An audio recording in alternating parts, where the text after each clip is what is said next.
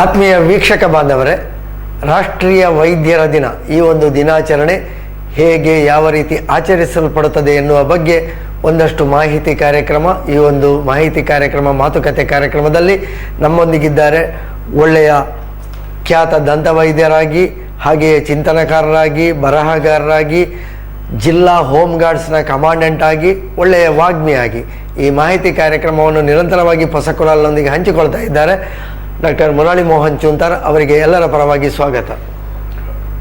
ನಮಸ್ಕಾರ ಡಾಕ್ಟ್ರೇ, ರಾಷ್ಟ್ರೀಯ ವೈದ್ಯರ ದಿನ ಈ ಆಚರಣೆ ಇವತ್ತು ಆಚರಣೆ ಆಗುತ್ತಾ ಇದೆ. ಹೆಚ್ಚಾಗಿ ಡಾಕ್ಟರ್ ಬಿಧನ್ ಚಂದ್ರ ರಾಯ್ ಅಂತಲೂ ಹೇಳ್ತಾರೆ, ಬಿಪಿನ್ ಚಂದ್ರ ರಾಯ್ ಅಂತಲೂ ಹೇಳ್ತಾರೆ. ಒಬ್ಬ ವೈದ್ಯರಾಗಿ, ಸರಳ ವ್ಯಕ್ತಿತ್ವದವರಾಗಿ, ಪಶ್ಚಿಮ ಬಂಗಾಳದ ವಿಶೇಷವಾಗಿ 2ನೇ ಮುಖ್ಯಮಂತ್ರಿಯಾಗಿ ಅವರನ್ನು ನಾವು ಗುರುತಿಸ್ತೇವೆ. ಆದರೆ ಅವರ ಬಗ್ಗೆ ಹೆಚ್ಚಿನವರು ತಿಳಿದವರು ಬಹಳ ಕಡಿಮೆ. ಇವರ ಹುಟ್ಟುಹಬ್ಬವನ್ನು ವೈದ್ಯರ ದಿನವಾಗಿ ಯಾಕೆ ನಾವು ಆಚರಿಸ್ತೇವೆ? ನೋಡಿ, ಒಬ್ಬ ಪರಿಪೂರ್ಣ ವೈದ್ಯ ಅನ್ನುವ ಮಾತಿಗೆ, ವೈದ್ಯೋ ನಾರಾಯಣೋ ಹರಿ ಅನ್ನೋ ಮಾತಿಗೆ ಪೂರಕವಾಗಿ ಜೀವನವನ್ನು ಸವೆಸಿದಂಥ ಮಹಾನ್ ವ್ಯಕ್ತಿ ನಮ್ಮ ಎಲ್ಲ ಭಾರತ ದೇಶದಲ್ಲಿ ನಾವು ಅವರನ್ನ ವೈದ್ಯ ಲೋಕದ ಒಂದು ಕಣ್ಮಣಿ ಅಂತ ಹೇಳ್ತೇವೆ. ಅಂತಹ ಒಂದು ಮೇರು ವ್ಯಕ್ತಿತ್ವದ ವ್ಯಕ್ತಿ ಅವರು 1881 ಜುಲೈ 1ರಂದು ಹುಟ್ಟಿದರು.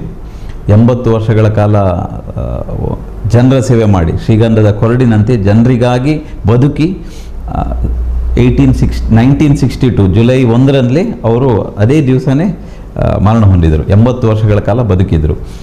ಬಹಳಷ್ಟು ಸಾಧನೆಗಳನ್ನು ಮಾಡಿದರು ವೈದ್ಯ ಲೋಕದಲ್ಲಿ. ಸಣ್ಣ ಪ್ರಾಯದಲ್ಲಿ ಬಿಹಾರದ ಪಾಟ್ನಾದಲ್ಲಿ ಹುಟ್ಟಿದ ನಂತರ ಕೋಲ್ಕತ್ತಾ ಮೆಡಿಕಲ್ ಕಾಲೇಜಿನಲ್ಲಿ MBBS ಪದವಿ ಗಳಿದ ಬಳಿಕ ಇಂಗ್ಲೆಂಡಿಗೆ ಹೋದರು. MRCP FRCS ಅಲ್ಲಿ ಅತಿ ಸಣ್ಣ ಪ್ರಾಯದಲ್ಲೇ ಮಾಡಿದರು.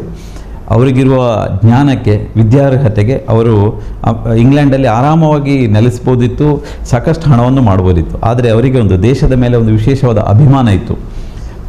ವಿದ್ಯೆ ಕಲಿತಿದ್ದ ಕೂಡಲೇ ಅವರು 1911 ಭಾರತಕ್ಕೆ ಹಿಂದೆ ಬಂದು ಕೋಲ್ಕತ್ತಾ ಮೆಡಿಕಲ್ ಕಾಲೇಜ್ನಲ್ಲಿ ಅವರು ಟೀಚಿಂಗನ್ನು, ಶಿಕ್ಷಕ ವೃತ್ತಿಯನ್ನು ಪಡ್ಕೊಂಡ್ರು. ಭಾಳಷ್ಟು ಮಂದಿ ಅವರ ವಿದ್ಯಾರ್ಥಿಗಳು ಇವತ್ತು ದೇಶ ವಿದೇಶದಲ್ಲಿ ಬಹುದೊಡ್ಡ ಡಾಕ್ಟರ್ಗಳಾಗಿ ಸೇವೆ ಸಲ್ಲಿಸಿದರು. ಹಾಗೆ ಒಬ್ಬ ವೈದ್ಯರಾಗಿ, ಶಿಕ್ಷಕರಾಗಿ, ಮತ್ತು ಬಡವರಿಗಾಗಿ ಬಹಳಷ್ಟು ತಾವು ಈಗ ತಾನೇ ಹೇಳಿದ್ರಿ. ಆಮೇಲೆ ಅವರು ರಾಜಕೀಯವನ್ನು ಸೇರಿ, ಮಹಾತ್ಮ ಗಾಂಧಿಯವರ ಕರೆಗೆ ಮೇರೆಗೆ ರಾಜಕೀಯಕ್ಕೆ ಸೇರಿ 1948ನಲ್ಲಿ ಪಶ್ಚಿಮ ಬಂಗಾಳದ ಮುಖ್ಯಮಂತ್ರಿ ಸಹ ಆದರು.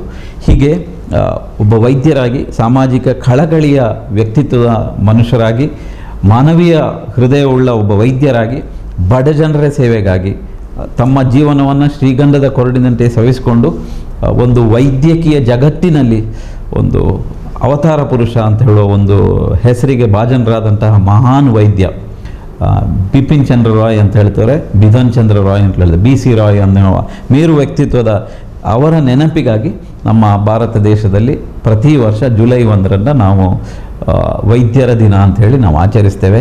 ಆ ಮಹಾನ್ ಚೇತನಕ್ಕೆ ನಾವು ಗೌರವ ಸಲ್ಲಿಸುವುದು ಮತ್ತು ನಾವೆಲ್ಲ ಈ ವೈದ್ಯ ಬಂಧುಗಳೆಲ್ಲ ಸೇರಿ ನಮ್ಮ ವೃತ್ತಿ ಜೀವನದ ಏರುಪೇರುಗಳನ್ನು, ತಪ್ಪು ಒಪ್ಪುಗಳನ್ನು ವಿಮರ್ಶಿಸಿಕೊಂಡು ನಾವೇನು ತಪ್ಪು ಮಾಡಿದ್ದೇವೆ, ನಾವು ಏನು ಮಾಡ್ತಾ ಇದ್ದೇವೆ ಮನುಕುಲಕ್ಕೆ ಅನ್ನೋದನ್ನು ನಮ್ಮನ್ನು ನಾವು ವಿಮರ್ಶೆಗೆ ಹಚ್ಚಿಕೊಳ್ಳುವಂತಹ ಒಂದು ವಿಶೇಷವಾದಂತಹ ದಿನ. ಎಲ್ಲ ವೈದ್ಯರು ಸಹ ಇವತ್ತು ಒಂದಷ್ಟು ಪುನರಾಮರ್ಶಿಸಿಕೊಂಡು ನಮ್ಮಿಂದ ಸಮಾಜಕ್ಕೆ ಏನು ದೊರಕ್ತಾ ಇದೆ ಅನ್ನುವಂಥ ಒಂದು ಪವಿತ್ರವಾದ ದಿನ. ದೇಶದೆಲ್ಲೆಡೆ ನಾವು ಭಾಳಷ್ಟು ಒಳ್ಳೆಯ ವೈದ್ಯರನ್ನು ಗುರುತಿಸ್ತಾರೆ ಜನರು.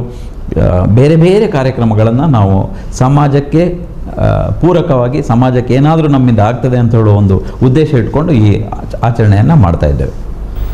ಬಹಳ ಸರಳ ವ್ಯಕ್ತಿತ್ವದ, ಬಹಳ ನಿರಾಡಂಬರವಾದಂತಹ ವ್ಯಕ್ತಿತ್ವವನ್ನು ಹೊಂದಿದಂತಹ ಡಾಕ್ಟರ್ BC ರಾಯ್ ಅವರು ಪಶ್ಚಿಮ ಬಂಗಾಳದ 2ನೇ ಮುಖ್ಯಮಂತ್ರಿ ಆಗಿದ್ದಾಗಲೂ ಕೂಡ ತಮ್ಮ ಕ್ಲಿನಿಕಲ್ಲಿ ಆ ಒಂದು ಯಾವ ₹2 ಡಾಕ್ಟರ್ ಅಂತಲೇ ಹೇಳಿ ಅವರನ್ನು ಕರೀತಿದ್ರು ಅಂತ ಹೇಳಿ ಒಂದು ಪ್ರತೀತಿ ಇದೆ. ಅಷ್ಟು ಕಡಿಮೆ ಖರ್ಚಿನಲ್ಲಿ ಅವರು ಔಷಧವನ್ನು ಒದಗಿಸ್ತಿದ್ರು ಅಂತ ಹೇಳ್ತಾರೆ.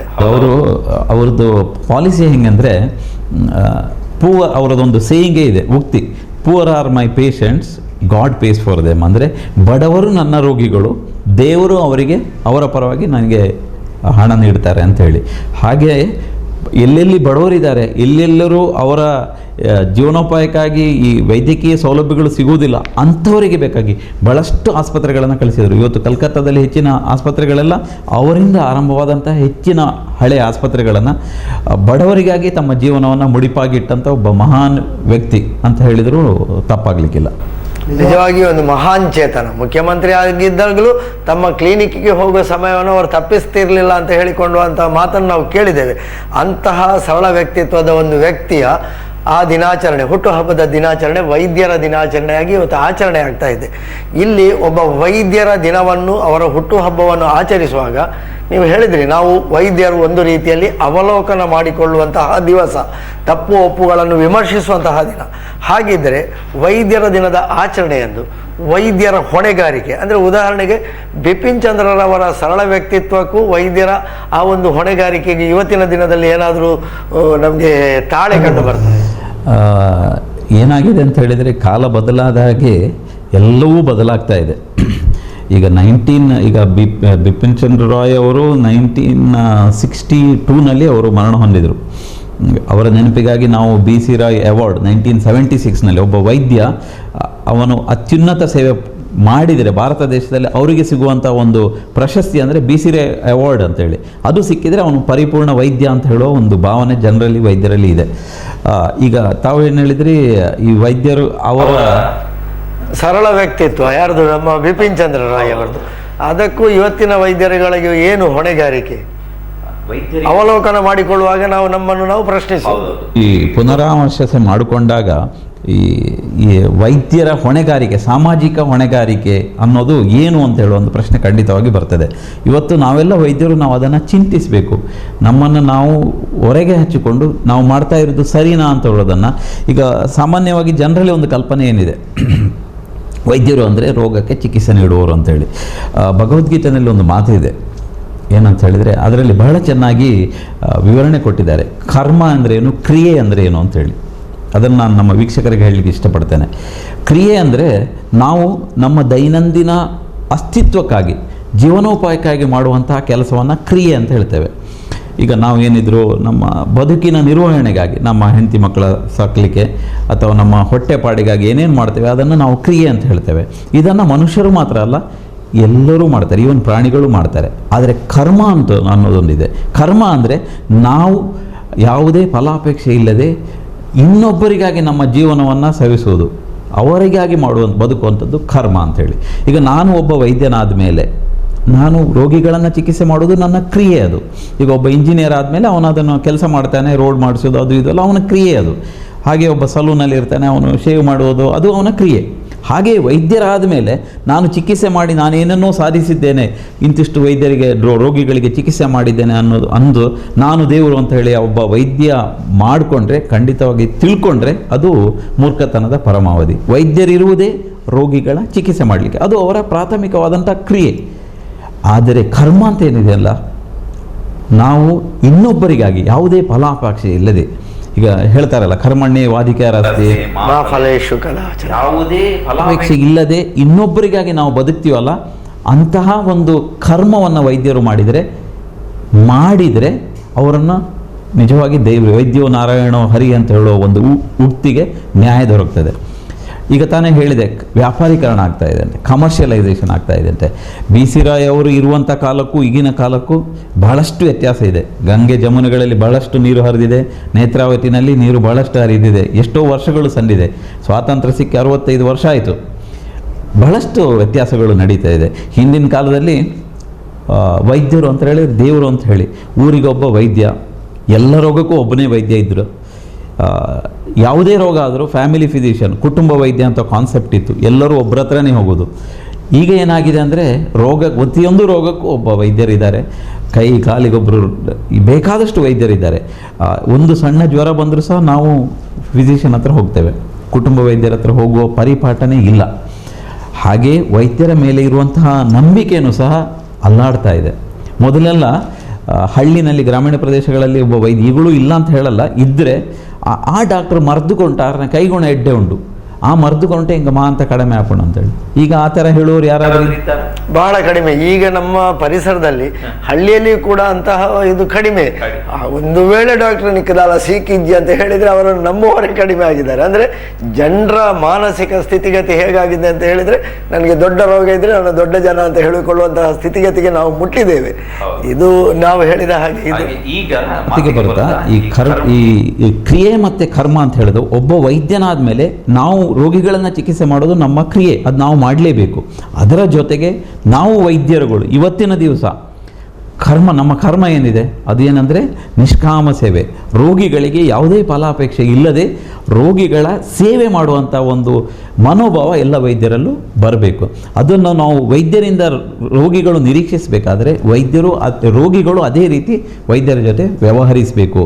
ವೈದ್ಯರ ಮೇಲೆ ಸಂಪೂರ್ಣವಾದ ನಂಬಿಕೆ ಇಟ್ಟು ವೈದ್ಯರು ಹೇಳಿದ ಹಾಗೆ ತಾವು ಕೇಳಿ, ಹಾಗೆ ಅದಕ್ಕೆ ಪೂರಕವಾದ ವಾತಾವರಣವನ್ನು ರೋಗಿಗಳು ಅಥವಾ ಜನರು ಮಾಡಿಕೊಂಡ್ರೆ ವೈದ್ಯರು ಸಹ ಇದೇ ರೀತಿ ಮಾಡಬೇಕು. ಹಾಗೆ ಮಾಡಿದರೆ ಏನು ಹೇಳ್ತೀರಿ, ವೈದ್ಯೋ ನಾರಾಯಣೋ ಹರಿ ಅಂತ ಹೇಳೋ ಅಂದರೆ ವೈದ್ಯನು ದೇವರಾಗಲಿಕ್ಕೆ ಸಾಧ್ಯ ಇಲ್ಲ ಅಂತೇಳಿ. ಆದರೆ ನಾವು ಒಬ್ಬ ವೈದ್ಯ ದಿನ ಒಂದು 100 ಪೇಷಂಟ್ಗಳನ್ನು ನೋಡೋದು, ಅವರಿಗೆ ಮದ್ದು ಕೊಡೋದು, ಔಷಧಿ ನೀಡೋದು, ಚಿಕಿತ್ಸೆ ಮಾಡೋದು, ನಾನು ದೇವರು ಅಂತ ಹೇಳ್ಕೊಂಡ್ರೆ ಅದು ಮೂರ್ಖತನದ ಪರಮಾವಧಿ ಅಂತ ಹೇಳಲಿಕ್ಕೆ ನಾನು ಇಚ್ಛೆ ಪಡ್ತೇನೆ. ನಾವೆಲ್ಲ ಇವತ್ತು ಎಲ್ಲ ವೈದ್ಯರು ನನ್ನನ್ನು ಸೇರಿಸಿ ನಾವು 24 ಗಂಟೆ ಯಾವುದೇ ಫಲಾಪೇಕ್ಷೆ ಇಲ್ಲದೆ ರೋಗಿಗಳ ಸೇವೆ ಮಾಡಲಿಕ್ಕೆ ಟೊಂಕ ಕಟ್ಟಿ ನಿಲ್ಲಬೇಕು. ಅಂತಹ ವಾತಾವರಣವನ್ನು ನೀವು ವೈದ್ಯರಿಂದ ನಿರೀಕ್ಷಿಸೋದಾದರೆ ಜನರು ಸಹ ಮಾಡಿಕೊಡ್ಬೇಕು ಅಂತ ಹೇಳಿ ಇವತ್ತಿನ ದಿವಸ ನಾನು ಹೇಳೋಕ್ಕೆ ಇಚ್ಛೆ ಪಡ್ತೇನೆ.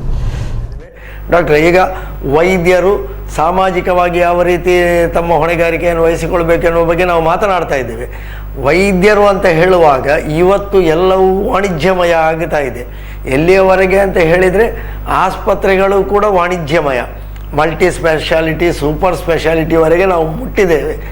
ಒಂದು ಕಾಲಘಟ್ಟದಲ್ಲಿ ಹೇಗಿದೆ ಅಂತ ಹೇಳಿದರೆ ಜನಸಾಮಾನ್ಯರಿಗೆ ಆಸ್ಪತ್ರೆಗೆ ಹೋಗಲಿಕ್ಕೆ ಹೆದರುವಷ್ಟು ಪರಿಸ್ಥಿತಿ ಇದೆ.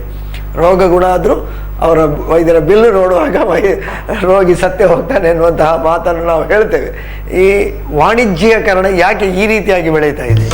ಕಮರ್ಷಿಯಲೈಸೇಷನ್, ವ್ಯಾಪಾರೀಕರಣ ಅನ್ನೋದು ಎಲ್ಲ ಕ್ಷೇತ್ರವನ್ನು ಸಹ ಮುಟ್ಟಿದೆ, ಇಲ್ಲ ಅಂತ ಹೇಳಲಿಕ್ಕೆ ಆಗೋದಿಲ್ಲ. ಯಾಕೆ ಅಂತ ಹೇಳಿದರೆ ಈಗ ನಮ್ಮ ವೈದ್ಯರನ್ನು ಸಹ ಕನ್ಸ್ಯೂಮರ್ ಫೋರಮ್ಗೆ ಸೇರಿಸಿ ಆಗಿದೆ. ವೈದ್ಯರನ್ನು ನೀವು ಸಂಪೂರ್ಣ ನಂಬಿಕೆಯ ತಳಹದಿ ಮೇಲೆ ನಡೆಯುತ್ತಿದ್ದಂಥ ವೈದ್ಯ ರೋಗಿಯ ಸಂಬಂಧ ಏನಿದೆ ಅದು ಹಳಸಿದೆ. ವೈದ್ಯರನ್ನು ಸಹ ಪೂರ್ತಿ ಪ್ರಾಮಾಣಿಕವಾಗಿ ಈ ಸಂಪೂರ್ಣ ನಂಬಿಕೆ ಇಟ್ಟು ನೋಡುವಂಥ ಒಂದು ವಾತಾವರಣ ಈಗ ಇಲ್ಲ. ದೃಷ್ಟಿಕೋನವೇ ಬದಲಾಗಿದೆ. 100ರಲ್ಲಿ 99 ಜನ ಡಾಕ್ಟರ್ ಬಳಿ ಹೋಗುವಾಗ ಗೂಗಲಲ್ಲಿ ಸರ್ಚ್ ಮಾಡ್ತಾರೆ, ಡಾಕ್ಟರ್ ಗೂಗಲ್ ಹತ್ರ ಅರ್ಧ ಚಿಕಿತ್ಸೆಯನ್ನು ಮಾಡಿರ್ತಾರೆ. ಶೀತ ಆದಾಗ ಒಂದು ಕೋರ್ಸ್ ಆ್ಯಂಟಿಬಯೋಟಿಕ್. ನಮ್ಮ ಹತ್ರ ಏನು ಹೇಳ್ತಾರೆ ಅಂದರೆ, ಡಾಕ್ಟ್ರೇ ನಾನು ಆ್ಯಂಟಿಬಯೋಟಿಕ್ ಅಮಾಕ್ಸಿಸಿಲಿನ್ ತಗೊಂಡಿದ್ದೇನೆ, ಪೇನ್ ಕಿಲ್ಲರ್ ಐಮಾಲ್ ಪ್ಲಸ್ ತಗೊಂಡಿದ್ದೇನೆ, ಹೀಗೆ ಶೀತದ ಮದ್ದನ್ನು ತಗೊಂಡಿದ್ದೇನೆ, ಕಡಿಮೆ ಆಗಲಿಲ್ಲ, ನೀವು ಸ್ವಲ್ಪ ಟೆಸ್ಟ್ ಮಾಡಿ ನನಗೆ ಮದ್ದು ಕೊಡಿ ಅಂತೇಳಿ. ಅಂದರೆ ಅವನು ಆಲ್ರೆಡಿ ಚಿಕಿತ್ಸೆ ಮಾಡಿ ಮತ್ತೆ ಬಂದಿರ್ತಾನೆ. ಅಂತಹ ಒಂದು ವಾತಾವರಣ ಹಿಂದಿನ ಕಾಲದಲ್ಲಿ ಇದ್ದಂತಹ ಈ ನಂಬಿಕೆ ಅನ್ನೋದು. ಒಬ್ಬ ಡಾಕ್ಟ್ರು, ಊರಿಗೊಬ್ಬ ಡಾಕ್ಟ್ರ್ ಇದ್ದರು, ಅವನು ಬಂದಾಗ ಬೆನ್ನು ಸವರಿ, ತಲೆ ದವಡಿ, ಒಂದು BP ನೋಡಿ ಅಥವಾ ನಾಡಿ ಬಡಿತವನ್ನು ಚೆಕ್ ಮಾಡಿದಾಗ ಅರ್ಧಕ್ಕರ್ಧ ರೋಗ ಕಡಿಮೆ ಆಗ್ತಾ ಇತ್ತು. ಮಾತಿನಲ್ಲೇ ಅರ್ಧಕ್ಕರ್ಧ ರೋಗ ಮಾತಾಡಿದಾಗಲೇ ರೋಗ ಕಡಿಮೆ ಆಗ್ತಾ ಇತ್ತು. ಈಗ ಆ ಥರ ಎಲ್ಲಿದೆ? ಈಗ ಬಂದ ಕೂಡಲೇ ಒಂದು ಸಿಂಪಲ್ ಎಕ್ಸಾಂಪಲ್ ಕೊಡ್ತೇನೆ. ವ್ಯಾಪಾರೀಕರಣ ಅಂತ ಇಲ್ಲ ಕಮರ್ಷಿಯಲೈಸ್ ಆಗಿದೆ. ಕಾರ್ಪೊರೇಟ್ ಆಸ್ಪತ್ರೆಗಳು ಬಂದಿದೆ. ನಾವು ಮಾಡಿಲ್ಲ ಅಂದರೆ ವೈದ್ಯರ ತಪ್ಪು ಅಂತ ಹೇಳ್ತೀರಾ, ಮಾಡಿದರೂ ವೈದ್ಯರ ತಪ್ಪು ಅಂತ ಹೇಳಿ. ಒಂದು ಸಣ್ಣ ಎಕ್ಸಾಂಪಲ್, ಬೆಂಗಳೂರಿನಲ್ಲಿ ಮೆಟ್ರೋಗಳಲ್ಲಿ ಈಗ ಒಬ್ಬ ವ್ಯಕ್ತಿಗೆ ಜ್ವರ ಬಂದರೆ ಏನಕ್ಕೆ ಜ್ವರ ಬಂದಿದೆ? ಜ್ವರ ಹಲವಾರು ಕಾರಣಗಳಿಂದ ಬರ್ಬೋದು. ಮಲೇರಿಯಾದಿಂದ ಬರ್ಬೋದು, ಡೆಂಗಿ ಜ್ವರ ಬರ್ಬೋದು, ಟೈಫಾಯ್ಡ್ ಜ್ವರ ಬರ್ಬೋದು, ಚಿಕನ್ ಗುನ್ಯಾ ಬರ್ಬೋದು, ವೈರಲ್ ಫೀವರ್ ಬರ್ಬೋದು, ಹಲವಾರು ಕಾರಣಗಳಿಂದ ಜ್ವರ ಬರ್ತದೆ. TB ಇದ್ದರೂ ಜ್ವರ ಬರ್ತದೆ. ಈಗ ನಾವೇನು ಮಾಡ್ತೇವೆ, ವೈದ್ಯರ ಮೇಲೆ ನಂಬಿಕೆ ಇಲ್ಲ ಅಂದರೆ ನಾವು ಎಲ್ಲವನ್ನ ರೂಲ್ ಔಟ್ ಮಾಡೋಕ್ಕೆ ಇನ್ವೆಸ್ಟಿಗೇಷನ್ ಮಾಡಿಸಲೇಬೇಕಾಗತ್ತೆ. ಒಂದು ಕಾಲದಲ್ಲಿ ಜ್ವರ ಬಂದಾಗ 10 ರೂಪಾಯಿ, ಈಗ ತಾನೇ 2 ರೂಪಾಯಿ ವೈದ್ಯರು, 1 ರೂಪಾಯಿ ವೈದ್ಯರು, 10 ರೂಪಾಯಿ ವೈದ್ಯರು ಅಂತ ಮಂಡ್ಯದಲ್ಲಿದ್ದಾರೆ. ಅಂತಹ ಮದ್ದಿನಿಂದ ಗುಣ ಆಗುವಂಥ ರೋಗ ಇವತ್ತು ಒಬ್ಬನಿಗೆ ಜ್ವರ ಬಂದರೆ ಅವನಿಗೆ ಯಾತಕ್ಕಾಗಿ ಜ್ವರ ಬಂದಿದೆ ಅಂತೇಳಿ ಅವನಿಗೆ ರಕ್ತ ಪರೀಕ್ಷೆ ಮಾಡಬೇಕು, ಚೆಸ್ಟ್ ಎಕ್ಸ್ರೇ ತೆಗಿಬೇಕು. ಅವನೇ ಹೇಳ್ತಾನೆ, ಡಾಕ್ಟ್ರೇ ನೀವು ಒಂದು ಫುಲ್ ಬಾಡಿ ಸ್ಕ್ಯಾನ್ ಮಾಡಿಬಿಡಿ ಅಂತ ರೋಗಿ ಹೇಳ್ತಾನೆ. ಮಾಡಲಿಲ್ಲ ಅಂದರೆ ಆ ಡಾಕ್ಟ್ರು ಸ್ಕ್ಯಾನೇ ಮಾಡಿಲ್ಲ, ಜ್ವರ ಏನು ಅಂತ ಗೊತ್ತಾಗಲಿಕ್ಕಿಲ್ಲ ಅವರಂತೂ ಇನ್ನೊಬ್ಬರ ಹತ್ರ ಹೋಗುವ ಜಾಯಮಾನ ಇರುವಂಥ ರೋಗಿಗಳು. ಒಂದು ಸಿಂಪಲ್ ಜ್ವರಕ್ಕೆ ಇವತ್ತಿನ ದಿವಸ ಯಾಕೆ ಜ್ವರ ಬಂದಿದೆ ಅಂತ ಹೇಳಿ ಗೊತ್ತಾಗಬೇಕಾದ್ರೆ 10,000 ರೂಪಾಯಿ ಖರ್ಚಾಗಿರುತ್ತೆ. ಚಿಕಿತ್ಸೆ ಇನ್ನೂ ಶುರುವಾಗಿರುವುದಿಲ್ಲ, 10,000 ರೂಪಾಯಿ ಖರ್ಚಾದ ಆಮೇಲೆ ಅವ್ರಿಗೆ ಗೊತ್ತಾಗ್ತದೆ ಇಂಥದ್ದೊಂದು ಜ್ವರ ಇರಬಹುದು. ಕೊನೆಗೆ ಆಗಿರೋದೇನೋ ಅವನಿಗೆ ಬಂದಿರೋದು ವೈರಲ್ ಜ್ವರ, ಎಲ್ಲ ಟೆಸ್ಟ್ಗಳು ನಾರ್ಮಲ್ ಇರುತ್ತೆ. ಆದರೆ ರೋಗಿಯವರನ್ನ ವೈದ್ಯರನ್ನು ಪೂರ್ತಿಯಾಗಿ ನಂಬುವ ವಾತಾವರಣ ಇಲ್ಲ. ಅಂಥ ವಾತಾವರಣ ಸೃಷ್ಟಿಯಾಗಿದೆ. ಯಾವಾಗ 2 ರೂಪಾಯಿಯಲ್ಲಿ ಗುಣ ಆಗ್ತಾ ಇದ್ದಂಥ ಜ್ವರ ಇವತ್ತು ಒಂದೇ ಜ್ವರ ಅಂತಲ್ಲ, ಇವತ್ತು 10 ಹಲವಾರು ಹೊಸ ಜ್ವರಗಳು ಬರ್ತಾ ಇದೆ. ಮೊನ್ನೆ ತಾನೇ ಬಾವಲಿ ಜ್ವರ ಬಂತು, ನಿಫಾ ವೈರಸ್. ಈಗ ಹಂದಿ ಜ್ವರ, ಹಕ್ಕಿ ಜ್ವರ, ಕೋಳಿ ಜ್ವರ, ನಾಯಿ ಜ್ವರ ಅಂತ 10 ಹಲವಾರು ಜ್ವರಗಳು ಬರ್ತಾ ಇದೆ. ಹೊಸದೊಂದು ದಿನಕ್ಕೊಂದು ಬ್ಯಾಕ್ಟೀರಿಯಾಗಳು ಹುಟ್ಟುತ್ತಾ ಇದೆ. ಹೊಸ ರೋಗಗಳು, ಹೊಸ ಔಷಧಿಗಳು, ಹೊಸ ಆವಿಷ್ಕಾರಗಳು, ಹೊಸ ವೈದ್ಯರುಗಳು ಬರ್ತಾ ಇದ್ದಾರೆ. ಈ ನಂಬಿಕೆ ತಳಹದಿ ಯಾವಾಗ ಕಡಿಮೆ ಆಯಿತೋ ಈ ರೀತಿ ಎಲ್ಲ ತೊಂದರೆಗಳು. ಮತ್ತು ನೀವೆಲ್ಲ ಸೇರಿ ನಮ್ಮನ್ನು ಕನ್ಸ್ಯೂಮರ್ ಫಾರಮ್ನಲ್ಲಿ ಹಾಕಿಬಿಟ್ಟಿದ್ದೀರಾ. ಏನೇ ತೊಂದರೆ ಆದರೂ ಡಾಕ್ಟ್ರನ್ನು 10 ಲಕ್ಷ 20 ಲಕ್ಷ ನೀವು ನಮ್ಮ ಹತ್ರ ಕಾಂಪನ್ಸೇಷನ್ ಕೇಳುವ ಸ್ಥಿತಿಗೆ ವಸೂಲಿ ಮಾಡುವಂತಹ ಪರಿಸ್ಥಿತಿಗೆ ಮುಟ್ಟಿದ್ದೇವೆ. ಹಾಗಿರುವಾಗ ಈ ಕೊಳ್ಳುವಿಕೆಯ ಪ್ರಕ್ರಿಯೆಯಲ್ಲಿ ವೈದ್ಯರು ರೋಗಿಗಳ ಸಂಬಂಧ ಉಂಟಲ್ಲ, ಮೊದಲಿನ ಥರ ಇದ್ದರೆ ಬಹುಶಃ ಒಂದು ಆ ಪ್ರೀತಿ ವಿಶ್ವಾಸದ ಕೊರತೆ ಎದ್ದು ಕಾಣ್ತಾ ಇದೆ. ಅದನ್ನು ಪುನಃ ಆ ಪ್ರೀತಿಯ ಸೆಲೆ, ವಿಶ್ವಾಸದ ನಂಬಿಕೆಯ ತಳಹದಿ ಮಗದೊಮ್ಮೆ ಸೃಷ್ಟಿಯಾದರೆ ಬಹುಶಃ ಈ ವೈದ್ಯರ ದಿನ ಎಲ್ಲ ವೈದ್ಯರು ಸಂತಸ ಪಡ್ಬೋದು, ಒಂದು ಸುಂದರವಾದಂತಹ ರಾಮರಾಜ್ಯವನ್ನು ಕಟ್ಬೋದು ಅಂತ ಹೇಳಲಿಕ್ಕೆ ನಾನು ಇಚ್ಛೆಪಡ್ತೇನೆ. ವೈದ್ಯರನ್ನು ನಾವು ದೇವರು ಅಂತ ನಂಬಿದಾಗ ವೈದ್ಯರ ಮೇಲಿನ ವಿಶ್ವಾಸವೇ ಕಡಿಮೆ ಆಗ್ತಾ ಇದೆ ಅಂತ ಹೇಳುವಂತಹ ಮಟ್ಟಿಗೆ ನಾವು ಮುಟ್ಟಿದ್ದೇವೆ ಅಂತ ಹೇಳಿ. ಇಲ್ಲಿ ಎಲ್ಲದಕ್ಕೂ ಎಲ್ಲರೂ ಒಂದು ರೀತಿಯಲ್ಲಿ ಕಾರಣರು. ನಾನು ಆಗಲೇ ಹೇಳಿದ ಹಾಗೆ, ಒಬ್ಬ ರೋಗಿ ವೈದ್ಯರ ಹತ್ರ ಹೋಗಿ ತನ್ನನ್ನು ಪರೀಕ್ಷೆ ಮಾಡದಿದ್ರೆ ಅವರನ್ನು ಆರಿಂಚಿನ ಮರ್ರೆ ದಾಲೆಯನ್ನು ಮುಟ್ಟಿನೇ ಇದ್ದೇವೆ ಹೆಂಗೆ ದಾಲೆಜ್ಜಿ ಅವನಿಗೆ ನಂಬಿಕೆ ಬರುವುದಿಲ್ಲ. ಇನ್ನೊಂದು ವಿಚಾರ, ಇದಕ್ಕೆ ಪೂರಕವಾಗಿ ಹೇಳ್ತೇನೆ. ಈ ರೋಗ ಅನ್ನೋದು ಉಂಟಲ್ಲ, ಹಿಂದಿನ ಕಾಲದಲ್ಲಿ ನಾವು ಏನು ರೋಗ ಅಂತ ಹೇಳ್ತೇವೆ ಇದಕ್ಕೂ ಅಜಗಜಾಂತರ ವ್ಯತ್ಯಾಸ ಇದೆ. ಹಿಂದಿನ ಕಾಲದಲ್ಲಿ ರೋಗ ಅಂದರೆ ಆರೋಗ್ಯವಂತ ಮನುಷ್ಯ ಅಂದರೆ ಏನು ಅಂದರೆ ಆಬ್ಸೆನ್ಸ್ ಆಫ್ ಡಿಸೀಸ್, ರೋಗ ಇಲ್ಲದವನು ಅವನು ನಿರೋಗಿ, ಹೆಲ್ತಿ ಅಂತ ಇತ್ತು. ಈಗ ಹಾಗೆ ನಾವು ಹೇಳಲಿಕ್ಕೆ ಆಗೋದಿಲ್ಲ. ಯಾಕೆಂದರೆ ಮೆಟ್ರೋಗಳಲ್ಲಿ ತಗೊಳ್ಳಿ, ಬೆಂಗಳೂರು, ಕಲ್ಕತ್ತಾ, ಬಾಂಬೆಗಳಲ್ಲಿ ಯಾವುದೇ ತಗೊಳ್ಳಿ, ಪ್ರತಿ 5ರಲ್ಲಿ ಒಬ್ಬನಿಗೆ ಮಧುಮೇಹ ರೋಗ ಇದೆ, ಡಯಾಬಿಟೀಸ್. ಪ್ರತಿ 6ರಲ್ಲಿ ಒಬ್ಬರಿಗೆ ರಕ್ತದೊತ್ತಡ ಇದೆ, ಅಧಿಕ ರಕ್ತದೊತ್ತಡ ಇದೆ.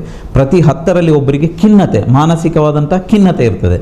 ಆದ ಕಾರಣ ಈಗ ನಾವು ಆಬ್ಸೆನ್ಸ್ ಆಫ್ ಡಿಸೀಸ್ ಅಂತ ಹೇಳೋರದ್ದು ಯಾರಿಗೂ ಸಿಗಲಿಕ್ಕಿಲ್ಲ. ಒಬ್ಬ ಯಾವುದೇ ರೋಗ ಇಲ್ಲದ ಮನುಷ್ಯ, ಹೆಲ್ದಿ ಮನುಷ್ಯ ಯಾರಿಗೂ ಇಲ್ಲಿಯೂ ಸಿಗಲಿಕ್ಕಿಲ್ಲ. ಅದಕ್ಕೆ ಈಗ ಡೆಫಿನಿಷನನ್ನೇ ಚೇಂಜ್ ಮಾಡಿದ್ದಾರೆ. Health is not absence of disease, health is enthusiasm to work. ಕೆಲಸ ಮಾಡಲಿಕ್ಕೆ ಹುಮ್ಮಸ್ ಇದೆ ಅಂತೇಳಿ ಆದರೆ ಅವನನ್ನು ರೋಗಿ ಅಂತ ನಾವು ಹೇಳೋಕ್ಕಾಗಲ್ಲ. ಹೈಪರ್ ಟೆನ್ಷನ್ ನನಗೂ ಇದೆ, ಮಧುಮೇಹ ನಿಮಗೂ ಇದೆ. ಹೀಗೆ ಅದು ಇದ್ದರೂ ಸಹ ನಾವು ಬೆಳಗ್ಗೆ ಎದ್ದು ಇವತ್ತು ನಾನು ಕೆಲಸಕ್ಕೆ ಹೋಗಲಿಕ್ಕೆ ನಮಗೆ ಒಂದು ಹುಮ್ಮಸ್ ಇದೆ ಅಂತ ಹೇಳಿದರೆ ನಾವು ಅವನನ್ನು ಆರೋಗ್ಯವಂತ ಅಂತ ಹೇಳಬೇಕಾಗತ್ತೆ. ಯಾವುದೇ ರೋಗ ಇಲ್ಲದ ಒಬ್ಬ ಮನುಷ್ಯ ಈಗಿನ ಕಾಲದಲ್ಲಿ ನಾವು ದುರ್ಬೀನು ಹಾಕಿ ಹುಡುಕಿದರೂ ಸಿಗಲಿಕ್ಕಿಲ್ಲ. ಆದ ಕಾರಣ ಎಂಥೂಸಿಯಾಸಮ್ ಟು ವರ್ಕ್, ನಮಗೆ ಕೆಲಸ ಮಾಡುವ ಹುಮ್ಮಸ್ಸು ಇದೆ ಅಂತೇಳಿ ಆದರೆ ಅವನನ್ನು ನಾವು ಆರೋಗ್ಯವಂತ ಅಂತ ಹೇಳಬೇಕು. ಅದಕ್ಕೆ ದಲೈ ಲಾಮಾ ಅವರು ಒಂದು ಮಾತು ಹೇಳಿದ್ದಾರೆ, happiness is highest form of health. ನಮ್ಮ ಮನಸ್ಸು ಸಂತಸದಿಂದ, ಶಾಂತಿಯಿಂದ, ನೆಮ್ಮದಿ ಇದೆ ಅಂತ ಹೇಳಿದರೆ that is the highest form of health. ಅದನ್ನು ನಾವು ಅಚೀವ್ ಮಾಡಲಿಕ್ಕೆ ಪ್ರಯತ್ನ ಮಾಡಬೇಕು. ಎಲ್ಲವನ್ನು ವೈದ್ಯರು ಅಂದರೆ ಈ ರೋಗವನ್ನು ಚಿಕಿತ್ಸೆ ಮಾಡಲಿಕ್ಕೆ ಅಂತೇಳಿ ನಾವು ಹೇಳೋಕ್ಕಾಗಲ್ಲ. BP ಇದೆ ಅವನನ್ನು ಕಡಿಮೆ ಮಾಡೋದು, ಕ್ಯೂರ್ ಮಾಡೋದು, ಅಥವಾ ಮಧುಮೇಹವನ್ನು ಕ್ಯೂರ್ ಮಾಡೋದು, ಇದು ಸಾಧ್ಯ ಆಗಲಿಕ್ಕಿಲ್ಲ. ಅದನ್ನು ಕಂಟ್ರೋಲ್ ಮಾಡಿ, BP ಇರಲಿ, ಡಯಾಬಿಟೀಸ್ ಇರಲಿ, ಅದನ್ನು ಕ್ಯೂರ್ ಮಾಡೋದಕ್ಕಿಂತ ಕಂಟ್ರೋಲ್ ಮಾಡಿ ಅವನನ್ನು ಒಂದು ದಿನ ಅವನಿಗೆ ಕೆಲಸ ಮಾಡಲಿಕ್ಕೆ ಹುಮ್ಮಸ್ಸು ಬರುವಂತೆ ಮಾಡಿ ಅವನಿಂದ ಸಮಾಜಕ್ಕೆ ಒಂದು ಪಾಸಿಟಿವ್ ಕಂಟ್ರಿಬ್ಯೂಟ್ ಬರುವಂತೆ ಮಾಡಿದರೆ ಅದನ್ನು ನಾವು ಒಂದು ಪರಿಪೂರ್ಣ ವೈದ್ಯರಾಗಿ that will become the social responsibility of doctor ಅಂತ ಹೇಳಲಿಕ್ಕೆ ನಾನು ಇಚ್ಛೆ ಪಡ್ತೇನೆ. ಒಬ್ಬ ರೋಗಿಯನ್ನು ಅವನನ್ನು ಮದ್ದಿನ ದಾಸನಾಗಿ ಮಾಡುವುದಕ್ಕಿಂತ ಬದಲು ಅವನನ್ನು ಕೆಲಸ ಮಾಡಲಿಕ್ಕೆ ಪ್ರೇರೇಪಣೆ ಕೊಡುವಂತಹ ಒಂದು ರೀತಿಯಲ್ಲಿ ಅವನನ್ನು ಪರಿವರ್ತನೆ ಮಾಡಬೇಕು. ಆ ರೀತಿಯ ವೈದ್ಯಕೀಯ ಸೇವೆ ಇವತ್ತಿಗೆ ಅಗತ್ಯ. ಆದರೂ ನಾವು ಹೇಳುವಾಗ ಹೇಳ್ತೇವೆ ವೈದ್ಯರ ಮೇಲೆ ವಿಶ್ವಾಸ ಇಲ್ಲ ಅಂತ ಹೇಳಿಕೊಂಡು ನಾವು ಕೆಲವಾರು ಕಡೆಗಳಲ್ಲಿ ಘಟನೆಗಳನ್ನು ಕೇಳ್ತೇವೆ. ವೈದ್ಯರ ಮೇಲೆ ಹಲ್ಲೆ ಆಗುವುದು, ಆಸ್ಪತ್ರೆಯ ಮೇಲೆ ದಾಳಿ ಆಗುವುದು, ಇದೆಲ್ಲವೂ ಯಾಕೆ ಸಂಭವಿಸ್ತದೆ? ನೋಡಿ, ವೈದ್ಯರ ಮೇಲೆ ದಾಳಿ ಅದೊಂದು ಬಹಳ ಖೇದಕರವಾದಂಥ ವಿಚಾರ. ವೈದ್ಯರು ನಿಮ್ಮ ಹಾಗೆ ಇರುವಂತೆ, ರೋಗಿಗಳ ಥರ ಇರುವಂತೆ ಮನುಷ್ಯರು. ನೀವೇನು ತಿಂತೀರೋ ಅದನ್ನೇ ವೈದ್ಯರು ತಿಂತಾರೆ. ವೈದ್ಯರು ದೇವರಲ್ಲ, ವೈದ್ಯರು ದೇವರಾಗಲಿಕ್ಕೆ ಸಾಧ್ಯನೇ ಇಲ್ಲ. ವೈದ್ಯರಿಗೂ ನಿಮ್ಮ ಹಾಗೆ ಭಾವನೆಗಳಿದೆ, ಅವರಿಗೂ ಹೆಂಡತಿ ಮಕ್ಕಳಿದೆ, ಅವರಿಗೂ ನೀವು ಏನೇನು ಅನುಭವಿಸ್ತೀರ, ಸುಖ ದುಃಖ ನೋವು ನಲಿವು ಅವರನ್ನು ಅನುಭವಿಸ್ತಾರೆ. ಯಾವುದೇ ಒಬ್ಬ ವೈದ್ಯ ಅವನ ರೋಗಿ ಸಾಯಬೇಕು, ಅವನಿಗೆ ತೊಂದರೆ ಆಗಬೇಕು ಅಂತೇಳಿ ಕನಸು ಮನಸ್ಸಿನಲ್ಲೂ ನೆನೆಸುವುದಿಲ್ಲ. ಯಾವುದೇ ಒಬ್ಬ ವೈದ್ಯ ರೋಗಿಯನ್ನು ನೋಡಿದಾಗ ಅವನು ಆದಷ್ಟು ಬೇಗ ಗುಣಮುಖ ಆಗಲಿ, ಮನೆಗೆ ಹೋಗಲಿ ಅನ್ನೋ ಭಾವನೆ ವೈದ್ಯರಲ್ಲಿ ಇರ್ತದೆ. ಆದರೆ ಹೆಚ್ಚಿನ ಕಡೆಗಳಲ್ಲಿ ಏನಾಗ್ತದೆ ಅಂದರೆ ನಮ್ಮ ವ್ಯವಸ್ಥೆ ಆಗಿದೆ. ನಾನು ಯಾವುದೇ ವ್ಯವಸ್ಥೆನನ್ನು ದೂರೋದಲ್ಲ, ನಮ್ಮಲ್ಲಿ ವೇಗವಾಗಿ ಬೈಕ್ ಓಡಿಸ್ಕೊಂಡು ಬರ್ತಾರೆ, ಹೆಲ್ಮೆಟ್ ಹಾಕೋದಿಲ್ಲ, ರೋಡ್ ರೂಲ್ಸ್ ಫಾಲೋ ಮಾಡಲ್ಲ, ಬಂದ ಕೂಡಲೇ ಆಕ್ಸಿಡೆಂಟ್ ಆಗತ್ತೆ.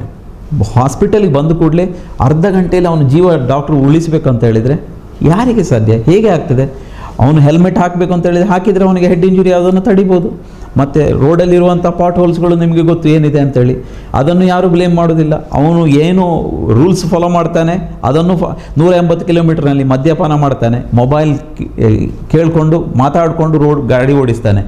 ಅದೆಲ್ಲ ಮಾಡಿಕೊಂಡು ಇವನು ಆಸ್ಪತ್ರೆಗೆ ಬಂದು ಅರ್ಧ ಗಂಟೆಯಲ್ಲಿ ಅವನು ಚಿಂತಾಜನಕ ಸ್ಥಿತಿಯಲ್ಲಿ ರಕ್ತಸ್ರಾವ ಆಗ್ತಾ ಇದೆ, ಡಾಕ್ಟ್ರು ಬದುಕಿಸ್ಬೇಕಂತ ಹೇಳಿದರೆ ಯಾವ ಡಾಕ್ಟ್ರುಗಳು ಸಹ ರೋಗಿ ಸಾಯಬೇಕು ಅಂತ ಇಚ್ಛಿಸುವುದಿಲ್ಲ.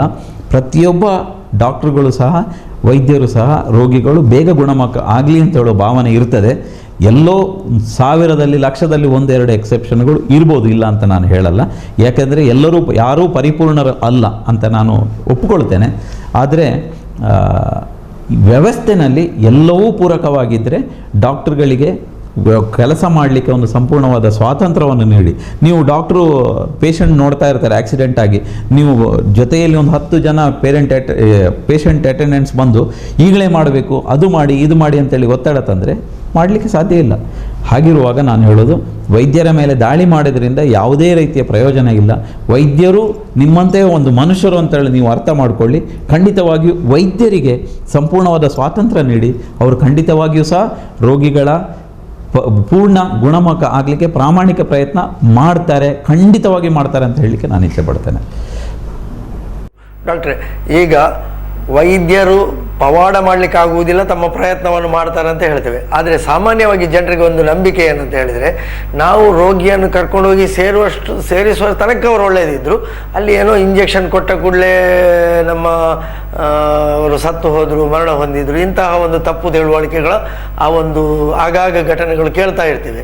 ಇದೆಲ್ಲ ಯಾಕೆ ಆಗ್ತದೆ? ನೋಡಿ, ಯಾವುದೇ ಒಂದು ರೋಗಿಯನ್ನು ಕೊಲ್ಲಬೇಕು ಅಥವಾ ಸಾಯಿಸಬೇಕು ಅಂತ ಹೇಳಿ ಯಾವುದೇ ಒಂದು ಇಂಜೆಕ್ಷನ್ ಸಹ ಇಲ್ಲ. ಅದು ಇಥನೇಸಿ ಅಂತ ಹೇಳ್ತಾರೆ. ಅಂಥದ್ದು ಪರ್ಮಿಷನೇ ಇಲ್ಲ, ಇಟ್ ಈಸ್ ನಾಟ್ ಪರ್ಮಿಟೆಡ್. ಅಂಥ ಒಂದು ವ್ಯವಸ್ಥೆನೇ ಇಲ್ಲ, ಕಾನೂನು ಬಾಹಿರ. ಹಾಗಿರುವಾಗ ಒಂದು ರೋಗಿ ವಿಷಮ ಪರಿಸ್ಥಿತಿನಲ್ಲಿ ಆಸ್ಪತ್ರೆಗೆ ಬಂದಾಗ ಅವರನ್ನು ರಿಕವರಿ ಆಗಲಿಕ್ಕೆ ಬೇಕಾದಂಥ ಔಷಧಿಗಳನ್ನು, ಇಂಜೆಕ್ಷನ್ಗಳನ್ನು ರೋಗಿಯ ಜೊತೆ ಬಂದವರ ಅಪ್ಪಣೆಯ ಮೇರೆಗೆ, ಮನ್ನತೆಯ ಮೇರೆಗೆ ನಾವು ಕೊಡುವಂಥದ್ದು. ಕೆಲವೊಮ್ಮೆ ಏನಾದರೂ ಅನ್ಫಾರ್ಚುನೇಟ್ ಇನ್ಸಿಡೆಂಟ್, ಅಲರ್ಜಿ ಆಗೋದು, ಯಾವುದೋ ಒಂದು 10,000ದಲ್ಲಿ 1,00,000ದಲ್ಲಿ 1-2 ಪೇಷಂಟಿಗೆ ಆಗಿರುವ ಸಾಧ್ಯತೆಗಳಿದೆ. ಹಾಗೆಂತ ಹೇಳಿ ವೈದ್ಯರು ಈಗ ತಾನೇ ಹೇಳಿದ್ರಿ, ಆಸ್ಪತ್ರೆಗೆ ಬರುವಾಗ ರೋಗಿಗಳು ಚೆನ್ನಾಗಿದ್ದರು, ಬಂದ ಕೂಡಲೇ ಬಿಗಡಾಯಿಸಿದ ಪರಿಸ್ಥಿತಿ. ಅದು ಏನಾಗ್ತದೆ ಅಂತ ಹೇಳಿದರೆ, ಒಂದು ಹಂತದವರೆಗೆ ರೋಗದ ಆರಂಭಿಕ ಹಂತದಲ್ಲಿ ತಾವು ವೈದ್ಯರ ಬಳಿ ಬರಬೇಕು. ಇದೇನು ಮಾಡ್ತಾರೆ ಅಂದರೆ ಹಳ್ಳಿ ಮದ್ದು ಮಾಡುವಂಥದ್ದು. ಈಗ ಸಿಂಪಲ್ ಎಕ್ಸಾಂಪಲ್ ನಾನು ಹೇಳ್ತೇನೆ. ಒಂದು ಹಾವು ಕಚ್ಚುತ್ತದೆ ಗ್ರಾಮೀಣ ಪ್ರದೇಶಗಳಲ್ಲಿ, ಇಮ್ಮಿಡಿಯೇಟ್ ತಾವು ಆಸ್ಪತ್ರೆಗೆ, ಅದಕ್ಕೆ ನೀವು ತಾಯಿತ ಕಟ್ಟಿಸೋದು, ಹಳ್ಳಿ ಮದ್ದು ಮಾಡೋದು, ಆಯುರ್ವೇದಿಕ್ ಟ್ರೀಟ್ಮೆಂಟ್ ಮಾಡೋದು ಖಂಡಿತವಾಗಿ ಸಾಧ್ಯ ಇಲ್ಲ. ಅವ್ರನ್ನ ಸಾಕಷ್ಟು ಟೈಮ್ ವೇಸ್ಟ್ ಮಾಡ್ತಾರೆ, ಅಲ್ಲಿ ಇಲ್ಲಿ ಕರ್ಕೊಂಡೋಗಿ. ಆಮೇಲೆ ಅವನು ವೊಮಿಟ್ ಮಾಡಲಿಕ್ಕೆ ಶುರು ಮಾಡಿದ ಕೂಡಲೇ ಆಸ್ಪತ್ರೆಗೆ ಬರ್ತಾರೆ. ಆಸ್ಪತ್ರೆ ಬಂದ ಕೂಡಲೇ ಅಲ್ಲಿ ಪವಾಡ ನಡಿಬೇಕು, ಅಲ್ಲಿ ಇಂಜೆಕ್ಷನ್ ಇಲ್ಲ, ಆ ಒಂದು ಹಾವು ಕಚ್ಚಿದ್ದಕ್ಕೆ ಆ್ಯಂಟಿವೆನಮ್ ಇಲ್ಲ ಅಂತ ಹೇಳಿದರೆ ಆಸ್ಪತ್ರೆಗೆ ಕಲ್ಲು ಹೊಡೆಯೋದು. ಇದು ಮಾಡೋದು ಸರಿನಾ? ನಾನು ಹೇಳೋದು ಇಷ್ಟೇ, ನೀವು ಯಾವುದೇ ಸಮಯ ವ್ಯರ್ಥ ಮಾಡದೆ ಆಸ್ಪತ್ರೆಗೆ ಬನ್ನಿ, ಕರ್ಕೊಂಡು ಬನ್ನಿ. ನೀವು ಬರುವಲ್ಲಿವರೆಗೆ ಸರಿ ಇರ್ತಾನೆ, ಬರುವಾಗ ಆದಷ್ಟು ಟೈಮ್ ವೇಸ್ಟ್ ಆಗಿರುತ್ತೆ. ಬಂದ ಕೂಡಲೇ ನೀವು ಪವಾಡ ಆಗಬೇಕು, ರೋಗಿ ಎದ್ದು ಕೂರಬೇಕು ಅಂತೇಳಿ ಎಲ್ಲಿಯೂ ಆಗಲಿಕ್ಕೆ ಸಾಧ್ಯ ಇಲ್ಲ. ವೈದ್ಯರಿಗೂ ಸ್ವಲ್ಪ ಸಮಯ ಕೊಡಿ ಅನಲೈಸ್ ಮಾಡೋಕ್ಕೆ. ಈಗ ಫಾರ್ ಎಕ್ಸಾಂಪಲ್, ಒಂದು ಆಕ್ಸಿಡೆಂಟ್ ಆಗಿರುತ್ತೆ, ಇಂಟರ್ನಲ್ ಇಂಜುರಿ ಆಗಿರ್ಬೋದು, ಲಿವರ್ ರಪ್ಚರ್ ಆಗಿರ್ಬೋದು, ಅಥವಾ ಯಾವುದೇ ಒಳಭಾಗದಲ್ಲಿ ರಕ್ತ ಹೋಗ್ತಾನೆ ಸೋರಿಕೆ ಆಗ್ತಾ ಇರ್ಬೋದು. ಆಸ್ಪತ್ರೆ ಬರುವಲ್ಲವರೆಗೆ ನಾರ್ಮಲ್ ಇತ್ತು, ಬಂದ ಕೂಡಲೇ BP ಡ್ರಾಪ್ ಆಯಿತು. ಯಾಕೆಂದರೆ ರಕ್ತ ಸೋರಿಕೆ ಆಗುವಾಗ ಅದನ್ನು ನಾವು ಇನ್ವೆಸ್ಟಿಗೇಷನ್, ಅಲ್ಟ್ರಾಸೌಂಡ್ ಮಾಡಬೇಕು, CT ಮಾಡಬೇಕು. ಆವಾಗ ಮಾತ್ರ ವೈದ್ಯರಿಗೆ ಗೊತ್ತಾಗ್ತದೆ. ಹೊರಗಣ್ಣಿನಿಂದ, ಬರಿಗಣ್ಣಿನಿಂದ ನೋಡಿದಾಗ ನಮಗೆ ಕಾಣದೇ ಇರುವಂಥದ್ದು ನಾವು ಸ್ಕ್ಯಾನ್ ಮಾಡಿದಾಗ ಅಥವಾ BP ನೋಡಿದಾಗ, ಇನ್ನೇನಾದರೂ ಕನೆಕ್ಷನ್ ನೋಡಿದಾಗ ನಮಗೆ ಕಾಣಿಸುವಂಥದ್ದು, ಅದು ನೋಡಿ ಸೂಕ್ತವಾದಂಥ ಕ್ರಮಗಳನ್ನು ನಾವು ತೆಗೆದುಕೊಳ್ತೇವೆ. ನೀವು ಯಾವುದೇ ಸಮಯವನ್ನು ನಿಮಗೆ ರೋಗ ಬಂದಾಗ ದಯವಿಟ್ಟು ವ್ಯರ್ಥ ಮಾಡಬೇಡಿ. ಗೋಲ್ಡನ್ ಅವರ್ ಅಂತ ಹೇಳಿದ್ರೆ ಆಕ್ಸಿಡೆಂಟ್ ಆದಾಗ ಫಸ್ಟ್ 1 ಅವರನ್ನು ಗೋಲ್ಡನ್ ಅವರ್ ಅಂತೇಳಿ ಆ ಕ್ಷಣದಲ್ಲಿ ವೈದ್ಯರ ಬಳಿ ಕರ್ಕೊಂಡು ಬನ್ನಿ. ಅಥವಾ ಇನ್ಯಾವುದೇ ಸಿಂಪಲ್ ಜ್ವರನೇ ಆಗಿರ್ಬೋದು, ಯಾವುದೇ ತೊಂದರೆ ಆಗಿರ್ಬೋದು, ಸೆಲ್ಫ್ ಮೆಡಿಕೇಷನ್ ದಯವಿಟ್ಟು ಮಾಡಬೇಡಿ, ವೈದ್ಯರ ಬಳಿ ಬನ್ನಿ. ಯಾವ ವೈದ್ಯರು ಸಹ ಡಿಲೇ ಮಾಡದೆ ಚಿಕಿತ್ಸೆಗಳನ್ನು ತಕ್ಷಣವೇ ನೀಡಿದರೆ ಯಾವುದೇ ತೊಂದರೆ ಆಗಲಿಕ್ಕಿಲ್ಲ. ಆಸ್ಪತ್ರೆಗೆ ಬರುವಾಗ ಆದಷ್ಟು ಬೇಗ ಬನ್ನಿ. ತೊಂದರೆ ಆಗದ ರೀತಿಯಲ್ಲಿ ವೈದ್ಯರು ನಿಮ್ಮ ಆರೋಗ್ಯವನ್ನು ರಕ್ಷಿಸ್ತಾರೆ ಅಂತ ಹೇಳಲಿಕ್ಕೆ ಇಚ್ಛೆಪಡ್ತೀನಿ. ನಾವು ನೋಡಿದ ಹಾಗೆ ಕೆಲವು ಕಡೆಗಳಲ್ಲಿ ಏನು ಮಾಡ್ತಾರೆ ಹೇಳಿದರೆ ಬೇರೆ ಬೇರೆ ಮದ್ದುಗಳನ್ನೆಲ್ಲ ತಗೊಂಡಿರ್ತಾರೆ. ಇಲ್ಲಿ ತಂದು ಆ ತಗೊಂಡ ಮದ್ದುಗಳ ಬಗ್ಗೆ ಹೇಳುವುದಿಲ್ಲ. ಅಲ್ಲಿ ಕೊಟ್ಟಾಗ ಇಂಜೆಕ್ಷನ್ ಕೊಟ್ಟಾಗ ಅದು ವಿಪರೀತಕ್ಕೆ ಇರ್ತದೆ. ಕೆಲವೊಂದು ರೋಗಗಳು, ಕೆಲವೊಂದು ಔಷಧಿಗಳು, ಈಗ ನೋಡಿ ಸಿಂಪಲ್ ಜ್ವರ ಅಂತ ಹೇಳ್ತೀವಿ. ಈಗ ಮಲೇರಿಯಾ ಜ್ವರನೇ ಇರ್ಬೋದು, ಪ್ರತಿ 2 ದಿವಸಕ್ಕೊಮ್ಮೆ ಬರ್ತದೆ, ಜ್ವರ ರೈಸ್ ಆಗ್ತದೆ. ಒಮ್ಮೆ ಏನೋ ಹಳ್ಳಿ ಮದ್ದು ಮಾಡಿದಾಗ ಕಡಿಮೆ ಆಗ್ತದೆ, 2 ದಿವಸ ಬಿಟ್ಟು ಪುನಃ ಬರ್ತದೆ. ಆವಾಗ ಆ ಕ್ಷಣಕ್ಕೆ ಅವ್ರು ಅನಿಸ್ತಾರೆ ಕಡಿಮೆ ಆಗಿದೆ ಅಂತೇಳಿ. ನೀವು 4 ದಿವಸ ಹಾಗೆ ಮಾಡಿದಾಗ ನಮ್ಮ ದೇಹದ ಅಂಗಾಂಗಗಳಿಗೆ ಮೇಲೆ ಬಹಳಷ್ಟು ಇಫೆಕ್ಟ್ ಆಗುತ್ತೆ. ಬರುವ ಹಂತದಲ್ಲಿ ನೀವು ಕೈ ಮೀರಿ ಹೋಗಿರ್ತದೆ. ಆವಾಗ ನೀವು ಆಸ್ಪತ್ರೆಗೆ ಬಂದ ಕೂಡಲೇ ಡಾಕ್ಟರ್ ಒಂದು ಇಂಜೆಕ್ಷನ್ ಕೊಡೋದು, ಅದು ಓನ್ಲಿ ಸಿನಿಮಾಗಳಲ್ಲಿ ಮಾತ್ರ ಆಗಲಿಕ್ಕೆ ಸಾಧ್ಯ. ಬರ್ತಾರೆ, ಹೀರೋ ಬರ್ತಾನೆ, ಅವ್ನು ಡಾಕ್ಟರ್ ಆಗಿರ್ತಾನೆ, ಇಂಜೆಕ್ಷನ್ ಕೊಡ್ತಾನೆ, ಅವನು ಎದ್ದು ಡ್ಯಾನ್ಸ್ ಮಾಡಲಿಕ್ಕೆ ಶುರು ಮಾಡ್ತಾನೆ. ಅಂಥದ್ದು ನಿಜ ಜೀವನದಲ್ಲಿ ಆಗಲಿಕ್ಕೆ ಸಾಧ್ಯ ಇಲ್ಲ. ಡಾಕ್ಟ್ರುಗಳಿಗೂ ಸಹ ಟೈಮ್ ಬೇಕು.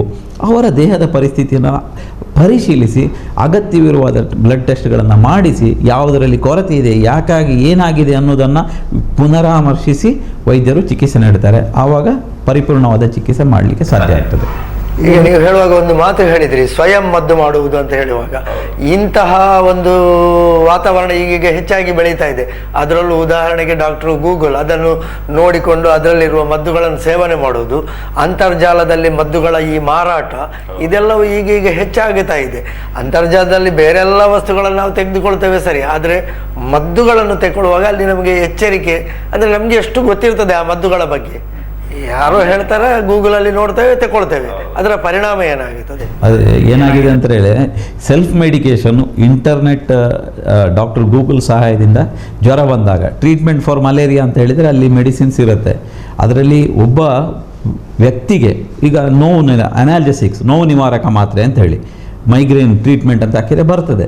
ಅದನ್ನು ಚಿಕಿತ್ಸೆ ಪಡೆದುಕೊಳ್ಳಲಿಕ್ಕೆ ಒಬ್ಬ ವ್ಯಕ್ತಿಗೆ ಒಂದು ಔಷಧಿ ಕೊಡಬೇಕಾದ್ರೆ ಡಾಕ್ಟ್ರ್ ಏನು ಮಾಡ್ತಾರೆ, ಅವನ ವಯಸ್ಸೆಷ್ಟು, ಅವನು ಯಾವ ಗಂಡಸ ಹೆಂಗಸ, ಅವನಿಗೆ ಈ ಬೇರೆನಾದರೂ ಗ್ಯಾಸ್ಟ್ರಿಕ್ ಪ್ರಾಬ್ಲಮ್ ಇದೆಯಾ, ಅವನ ದೇಹದ ಚರಿತ್ರೆ ಹೇಗಿದೆ, ಅವನ ಹಿಸ್ಟ್ರಿ, ಹಿಂದೊಮ್ಮೆ ಆ ಮಾತ್ರೆ ತಗೊಂಡಾಗ ಅವನಿಗೆ ಅಲರ್ಜಿ ಆಗಿತ್ತಾ, ಅವನ ತೂಕ ಎಷ್ಟು, ಎಲ್ಲವನ್ನ ತಾಳೆ ಹಾಕಿ ಅವನ ಮೆಂಟಲ್ ಸ್ಟೇಟಸ್ ಹೇಗಿದೆ ಅದನ್ನೆಲ್ಲ ನೋಡಿಕೊಂಡು ಬೇರೆ ಏನಾದರೂ ಔಷಧಿ ತಗೊಳ್ತಾ ಇದ್ದಾನ, ಅವನಿಗೆ ಮಧುಮೇಹ ರೋಗ ಇದೆಯಾ, ಅಥವಾ ಅಪಸ್ಮಾರ ಇದೆಯಾ, ಅಥವಾ ಹೈಪರ್ ಟೆನ್ಷನ್ ಇದೆಯಾ. ಯಾಕೆಂದರೆ ಒಂದು ಔಷಧಿ ಇನ್ನೊಂದು ಔಷಧಿ ಜೊತೆ ಇಂಟ್ರ್ಯಾಕ್ಷನ್ ಇರುತ್ತೆ, ತೊಂದರೆಗಳಾಗತ್ತೆ, ಸೈಡ್ ಇಫೆಕ್ಟ್ಸ್ ಇರುತ್ತೆ. ಅದನ್ನೆಲ್ಲ ತಾಳೆ ಹಾಕಿ ವೈದ್ಯರು ಔಷಧಿ ನೀಡುವಂಥದ್ದು. ಅದು ಬಿಟ್ಬಿಟ್ಟು ನೀವು ನನಗೆ ಜ್ವರ ಅಂತೇಳಿ ಒಂದು ಇಂಟರ್ನೆಟ್ಟಿಂದ ಒಂದು ಮಾತ್ರೆ ತಗೊಂಡು ನೋವು ನಿವಾರಕ, ನಾನು ನೋಡಿದ್ದೇನೆ ಚಾಕ್ಲೇಟ್ ತಿನ್ನಂತೆ ದಿನ 10 ಮಾತ್ರೆ ತಿನ್ನೋರಿದ್ದಾರೆ. ತಲೆನೋವು ಆದ ಕೂಡಲೇ ಒಂದು ಆಸ್ಪ್ರಿನ್ ಈಗ ಸಿಗುವುದಿಲ್ಲ ಬಿಡಿ, ಕೋಲ್ಡ್ ಸ್ಪ್ರಿನ್ ಅಥವಾ ಶೀತ ಆದಾಗ ಇನ್ನೊಂದು ಮಾತ್ರೆ ತಿನ್ನೋದು, ವಿಕೋರಲ್ಲಿ ತಗೊಂಡಿದ್ದಾರೆ. ಯಾವ ನಿಷೇಧಿತ ಮದ್ದು ಇನ್ನೊಂದು ಹೆಸರಿಂದ ಮತ್ತೆ ಮಾರುಕಟ್ಟೆಗೆ ಬರ್ತದೆ. ಈ ರೀತಿ self medication, internet medication, doctor Google ಸಹಾಯದಿಂದ ಮೆಡಿಕೇಷನ್ ಮಾಡೋದು, ಮತ್ತು ಡಾಕ್ಟರ ಪ್ರಿಸ್ಕ್ರಿಪ್ಷನ್ ಇಲ್ಲದೆ. ನಮ್ಮಲ್ಲಿ ಏನಾಗಿದೆ ಅಂದರೆ ಇಂಟರ್ನೆಟ್ನಲ್ಲಿ ಈಗ ಆನ್ಲೈನ್ ಶಾಪಿಂಗ್ನಲ್ಲಿ ಅಪ್ಪ ಅಮ್ಮ ಬಿಟ್ಟು ಬೇರೆ ಎಲ್ಲವೂ ಸಿಗ್ತದೆ, ಪ್ರತಿಯೊಂದು ಸಿಗ್ತದೆ. ಹಾಗಿರುವಾಗ ನೀವು ಮೆಡಿಕಲ್ ಶಾಪ್ನಲ್ಲಿ ಪ್ರಿಸ್ಕ್ರಿಪ್ಷನ್ ಇಲ್ಲದೆ ಹೆಚ್ಚಿನ ಎಲ್ಲ ಔಷಧಿಗಳು ಸಿಗ್ತದೆ. ಅದರಲ್ಲಿ ಒಂದು ಬಾರ್ ಕೋಡ್ ಇದೆ, ಕೆಂಪು ಲೈನ್ ಇದೆ. ಕೆಲವೊಂದು ಮೆಡಿಕೇಷನ್ಗಳಲ್ಲಿ ಡ್ರಗ್ಸ್ ಅಂತೇಳಿ, ಶೆಡ್ಯೂಲ್ಡ್ ಡ್ರಗ್ಸ್ ಅಂತೇಳಿ ಕೆಂಪು ಲೈನ್ ಇದ್ದರೆ ಡಾಕ್ಟರ ಪ್ರಿಸ್ಕ್ರಿಪ್ಷನ್ ಚೀಟಿ ಇಲ್ಲದೆ ಕೊಡಬಾರ್ದಂತ ಇದೆ. ನೀವು ಯಾವುದೇ ಮೆಡಿಕೇಷನಲ್ಲಿ ನಮ್ಮಲ್ಲಿ ಹೋಗಿ ಕೇಳಿ, ಖಂಡಿತವಾಗಿಯೂ ಅವರು ಕೊಡ್ತಾರೆ. ಆ ರೀತಿ ಕಾನೂನು ಕ್ರಮ ಸರಿಯಾಗಿ ಮಾಡಿದರೆ ಹೊರದೇಶಗಳಲ್ಲಿ ಆ ಥರ ಔಷಧಿ ಸಿಗಲ್ಲ. ನೀವು ಗಲ್ಫ್ ಕಂಟ್ರೀಸಿಗೆ ಹೋಗಿ ಯಾವುದೇ ಒಂದು ಬ್ಯಾಂಡ್ ಸಬ್ಸ್ಟೆನ್ಸನ್ನು ನಿಮ್ಮಲ್ಲಿದ್ದರೆ ನಿಮ್ಮನ್ನು ಹಿಡಿದು ಡೈರೆಕ್ಟ್ ಜೈಲಿಗೆ ಹಾಕ್ತಾರೆ. ಈ ರೀತಿ ಇರುವಾಗ ಎಲ್ಲವೂ ಎಲ್ಲರಿಗೂ ಎಲ್ಲ ಕಾಲದಲ್ಲೂ ಸಿಗ್ತಾ ಇರುವಾಗ ರೋಗಿಗಳು ಸೆಲ್ಫ್ ಮೆಡಿಕೇಷನ್ ಮಾಡುವಂಥದ್ದು. ನಾನು ತಿಳಿದ ಪ್ರಕಾರ 10 ವರ್ಷಗಳಿಂದ ಇನ್ನೊಂದು ವಿಚಾರ, ಹೈಪರ್ ಟೆನ್ಷನ್ ಇದ್ದರೆ ಡಾಕ್ಟ್ರ್ ಒಂದು ಔಷಧಿ ಕೊಟ್ಟರೆ ಈ ಹೈಪರ್ ಟೆನ್ಷನ್ ಅನ್ನೋದನ್ನು ಕ್ಯೂರ್ ಮಾಡಲಿಕ್ಕೆ ಆಗಲ್ಲ. ಡಯಾಬಿಟಿಸು ಅಷ್ಟೇ, ಅದನ್ನು ಕಂಟ್ರೋಲ್ ಮಾಡುವಂಥದ್ದು. ಡಾಕ್ಟ್ರ್ ಪ್ರತಿ ಸಲ, ಯಾಕೆ ನಾನು ಡಾಕ್ಟ್ರ್ ಹತ್ರ ಹೋಗಿ 3 ತಿಂಗಳಿಗೊಮ್ಮೆ ಡಾಕ್ಟ್ರ್ ಹೇಳ್ತಾರೆ ಈ ಔಷಧಿ ಕೊಡ್ತೇನೆ, 1 ತಿಂಗಳು ಬಿಟ್ಟು ಬನ್ನಿ ಅಂತೇಳಿ, ಪುನಃ ಡಾಕ್ಟ್ರ್ ಹತ್ರ ಹೋಗಬೇಕು, ಕಾಯಬೇಕು, ಟೈಮ್ ಸ್ಪೆಂಡ್ ಆಗ್ತದೆ, ಡಾಕ್ಟ್ರಿಗೆ ಹಣ ಕೊಡಬೇಕು. ರೋಗಿ ಬಹಳ ಬುದ್ಧಿವಂತ, ಅತಿ ಬುದ್ಧಿವಂತ. ಡಾಕ್ಟ್ರ್ ಒಂದು ಮಾತ್ರೆ ಹೇಳಿದರೆ ಅವನು ತಿಂತಾನೇ ಇರೋದು. 10 ಮಿಲಿಗ್ರಾಮ್ ಮಾತ್ರೆ ಕೊಟ್ಟರೆ ಡಾಕ್ಟ್ರು 1 ತಿಂಗಳು ಬಿಟ್ಟು ಕರೆಯೋದೇನಕ್ಕೆ, ಅವನಿಗೆ ಕಂಟ್ರೋಲ್ ಬಂದರೆ ಪುನಃ ಬ್ಲಡ್ ಶುಗರ್ ನೋಡಿ, BP ನೋಡಿ ಕಂಟ್ರೋಲ್ ಬಂದರೆ ರೋಗದ ಡೋಸೇಜನ್ನು ಕಡಿಮೆ ಮಾಡೋದು. ಇವನು ಆಗಲ್ಲ, ಅದನ್ನು ಕಂಟಿನ್ಯೂಸ್ 3 ವರ್ಷ ಡಾಕ್ಟರ್ ಹತ್ರ ಹೋಗೋದೇ ಇಲ್ಲ. ಕೇಳಿದರೆ ಡಾಕ್ಟರ್ ಹತ್ರ ಯಾಕೆ ಹೋಗೋದು, ನನಗೀಗ ಬಿ ಪಿ ಕಂಟ್ರೋಲ್ ಉಂಟು, ಮೆಷಿನ್ ಸಿಗ್ತದೆ ಆನ್ಲೈನಲ್ಲಿ ಬಿ ಪಿ ಚೆಕ್ ಮಾಡೋ ಮೆಷಿನ್ ಇದೆ, ಶುಗರ್ ಚೆಕ್ ಮಾಡೋ ಮೆಷಿನ್ಗಳು ಇದೆ, ಅವನೇ ಮಾಡ್ಕೋತಾನೆ, ಅವನೇ ಮೆಡಿಸಿನ್ ಡೋಸೇಜ್. ನನಗೆ ಶುಗರ್ ಜಾಸ್ತಿ ಆದರೆ ಗೊತ್ತಾಗ್ತದೆ, ಸೊ ನಾನು 1.5 ಮಾತ್ರೆ ತಿಂತೇನೆ ಅಂತೇಳಿ 1 ಮಾತ್ರೆ ಇದನ್ನು 1.5 ಮಾತ್ರೆ. ಇನ್ನೊಂದೇನು ಮಾಡ್ತಾನೆ, 2 ದಿವಸ ಮಾತ್ರೆ ತಗೊಳ್ಳಿಲ್ಲ ಅಂದರೆ ಮತ್ತೆ 3ನೇ ದಿವಸ 2 ಮಾತ್ರೆ ತಗೊಳ್ತೇನೆ, ಯಾಕೆಂದರೆ ಹಿಂದಿನ 2 ದಿವಸ ನಾನು ಮಾತ್ರೆ ತಗೊಂಡಲ್ಲ. ಇದೆಲ್ಲ ಏನಾಗ್ತದೆ ಅಂತ ಹೇಳಿದರೆ, ಈ ಕ್ರೋನಿಕ್ ಡಿಸೀಸ್ ಇರೋರಿಗೆ, ಡಯಾಬಿಟಿಸ್, ಹೈಪರ್ ಟೆನ್ಷನ್ ಜಾಸ್ತಿ ಮಾತ್ರೆ ತಿಂದರೂ ಸಹ ಎಂಡ್ ಆರ್ಗನ್ ಡಿಸೀಸ್, ನಿಮ್ಮ ಕಿಡ್ನಿ ನಿಧಾನವಾಗಿ ಹಾಳಾಗ್ತದೆ, ನಿಮ್ಮ ಲಿವರ್ ಹಾಳಾಗ್ತದೆ, ನಿಮ್ಮ ಕಣ್ಣಿನ ದೃಷ್ಟಿ ಮಂದವಾಗ್ತದೆ. ಈ ರೀತಿ ರೋಗಿಗಳು ಆಲೋಚನೆ ಮಾಡಬೇಕು. ಅದು ಸೆಲ್ಫ್ ಮೆಡಿಕೇಷನ್ ಮಾಡೋದ್ರಿಂದ ಬಹಳಷ್ಟು ತೊಂದರೆಗಳಿದೆ. ಈ ರೀತಿ ಎಲ್ಲವನ್ನೂ ಮಾಡಿಕೊಂಡು ಒಬ್ಬರು ನಾನು ನೋಡಿದ್ದೇನೆ 10 ವರ್ಷಗಳಿಂದ ಒಂದು ಪೇನ್ ಕಿಲ್ಲರನ್ನು ಡೈಲಿ ತಿಂತಾ ಇದ್ದಾರೆ, ಚಾಕ್ಲೇಟ್ ತಿಂದಾಗೆ. ಅವರ ಲಿವರ್ ಏನಾಗ್ಬೋದು, ಅವನಿಗೆ ಮುಂದೆ ಯಾವುದೇ ಮಾತ್ರೆ ಕೊಟ್ಟರೆ ಲಿವರ್ ಆ್ಯಕ್ಟ್ ಮಾಡಲಿಕ್ಕೆ ಸಾಧ್ಯ ಇಲ್ಲ. ನಾವು ಎಲ್ಲ ತಿಂದ ಮೆಡಿಸಿನ್ಗಳು, ಔಷಧಿಗಳು ಲಿವರ್ ಮುಖಾಂತರ ದೇಹದಿಂದ ಹೊರಗೆ ಹೋಗಬೇಕು. ಈ ರೀತಿ ಮೆಡಿಸಿನ್ ತಿನ್ನೋದ್ರಿಂದ ಲಿವರಿಗೆ ತೊಂದರೆ. ಜನರು ಅರ್ಥ ಮಾಡಿಕೊಳ್ಬೇಕು, ವೈದ್ಯರು ಕೊಟ್ಟ ಔಷಧಿಯನ್ನು ಅವರು ಹೇಳಿದ ಅವಧಿಗೆ ಮಾತ್ರ ತೆಗೆದುಕೊಳ್ಬೇಕು. ಹೇಳಿದಕ್ಕಿಂತ ಜಾಸ್ತಿಯೂ ತಗೊಳ್ಬೇಡಿ, ಕಡಿಮೆನೂ ತಗೊಳ್ಬೇಡಿ. ಅವರ ಪರ್ಮಿಷನ್ ಇಲ್ಲದೆ ನಿಲ್ಲಿಸುವುದು ಬೇಡ. ಅವರು ಎಷ್ಟು ದಿವಸಕ್ಕೆ ಅಂತ ಹೇಳಿದ್ರೆ ಅಷ್ಟೇ ದಿವಸಕ್ಕೆ ತೆಗೆದುಕೊಳ್ಳಿ. ವೈದ್ಯರ ಬಳಿ ಹೋಗಿ ಪರೀಕ್ಷೆ ಮಾಡಿಸಿಕೊಂಡು, ಅವರು ಹೇಳಿದ ಪರೀಕ್ಷೆಗಳನ್ನು ಮಾಡಿಸಿಕೊಂಡು ಹೇಳಿದ ಔಷಧಿಗಳನ್ನು ತೆಗೆದುಕೊಳ್ಬೇಕು. ಇಲ್ಲದಿದ್ದರೆ ಖಂಡಿತವಾಗಿಯೂ self medication, internet medication, doctor Google ಖಂಡಿತವಾಗಿಯೂ ಮಾರಣಾಂತಿಕ ಪ್ರಾಣಾಪಾಯಕ್ಕೆ ಖಂಡಿತವಾಗಿ ತಂದೊಡ್ತದೆ ಒಂದಲ್ಲ ದಿನ ಅಂತ ಹೇಳಲಿಕ್ಕೆ ನಾನು ಇಚ್ಛೆ ಪಡ್ತೇನೆ. ನಾನು ಕೇಳಿದ ಹಾಗೆ ಒಮ್ಮೆಗೆ ನಾವು ಈ ರೀತಿಯಾಗಿ ಮಾತ್ರೆಗಳು, ಮದ್ದುಗಳನ್ನೆಲ್ಲವೂ ಸ್ವಯಂ ಆಗಿ ತೆಗೆದುಕೊಂಡ್ರೆ ನಮ್ಮ ದೇಹ ಆ ಮದ್ದಿಗೆ ಹೊಂದಿಕೊಂಡಿರ್ತದೆ. ಮತ್ತೆ ನಮಗೆ ಅಂತಹದ್ದೇ ರೋಗ ಬಂದಾಗ ಸಾಕಾಗುವುದಿಲ್ಲ, ಪರಿಣಾಮವೂ ಬೀರುವುದಿಲ್ಲ ಮದ್ದುಗಳು. ಅದಕ್ಕಿಂತ ಜಾಸ್ತಿ ಡೋಸೇಜ್ ಇರುವ ಬೇರೆ ಔಷಧಿ ತೆಗೆದುಕೊಳ್ಳುವ ಪ್ರಮೇಯವನ್ನು ಅಲ್ಲ, ತೆಗೆದುಕೊಂಡ್ರು ಒಮ್ಮೊಮ್ಮೆ ಪರಿಣಾಮ ಬೀರುವುದಿಲ್ಲ ಅಂತ ಹೇಳಿದ್ದನ್ನು ಕೇಳಿದೆ. ಉದಾಹರಣೆಗೆ ನಾನೊಬ್ಬರನ್ನು ನೋಡಿದ್ದೇನೆ, ಹೃದಯ ಕಾಯಿಲೆ ಬಂದಿತ್ತು. ನೀವು ಹೇಳಿದ ಹಾಗೆ 2-3 ವರ್ಷದಿಂದ ಡಾಕ್ಟರ್ ಹೇಳಿದ ಒಂದು ಡೋಸೇಜನ್ನು ಅವ್ರು ಮತ್ತೆ ಪರೀಕ್ಷೆಗೆ ಹೋಗಲೇ ಇಲ್ಲ. 1 ವರ್ಷದ ನಂತರ ಅವ್ರು ಮತ್ತೆ ಪರೀಕ್ಷೆಗೆ ಹೋಗಲಿಲ್ಲ. ಒಂದು ಈ ಇಕೋಸ್ಪಿರಿನ್ ಉದಾಹರಣೆಗೆ ಹೇಳುವುದಿದ್ರೆ ಅದನ್ನು 1 ಡೋಸೇಜಿಗೆ ತೆಗೆದುಕೊಂಡು ಅವರು 3 ವರ್ಷ ತೆಗೆದುಕೊಂಡ್ರು. 6 ತಿಂಗಳ ಅವಧಿಯನ್ನು ಮೀರಿ ತೆಗೆದುಕೊಂಡ್ರು. ಅವರಿಗೆ ರಕ್ತನಾಳಗಳಲ್ಲಿ ಒಡೆಯುವಂತಹ ಒಂದು ಸಮಸ್ಯೆ ಬಂದದ್ದನ್ನು ನಾನು ನೋಡಿದ್ದೇನೆ. ಇಂತಹದ್ದೆಲ್ಲ ಅಪಾಯಕಾರಿ ಬೆಳವಣಿಗೆಗಳು ಇರ್ತವೆ. ಈ ಬಗ್ಗೆ ಸಾಕಷ್ಟು ಎಚ್ಚರಿಕೆಯನ್ನು ತೆಗೆದುಕೊಳ್ಳುತ್ತಾ ಸೆಲ್ಫ್ ಮೆಡಿಕೇಷನ್, ಸ್ವಯಂ ಔಷಧಿಗಾರಿಕೆ ದಯವಿಟ್ಟು ಮಾಡಬೇಡಿ. ಇಂಟರ್ನೆಟ್ಟಲ್ಲಿ ನೀವು ಏನೇನೋ ಪರ್ಚೇಸ್ ಮಾಡಿದ್ರು ನಮ್ಮ ಅಭ್ಯಂತರ ಇಲ್ಲ. ದಯವಿಟ್ಟು ಮೆಡಿಸಿನನ್ನು ವೈದ್ಯರ ಚೀಟಿ ಇಲ್ಲದೆ ಪರ್ಚೇಸ್ ಮಾಡೋದು ಬೇಡ, ಅದು ಒಳ್ಳೆಯದಲ್ಲ ಅಂತ ಹೇಳಕ್ಕೆ ನಾನು ಇಚ್ಛೆ ಪಡ್ತೇನೆ.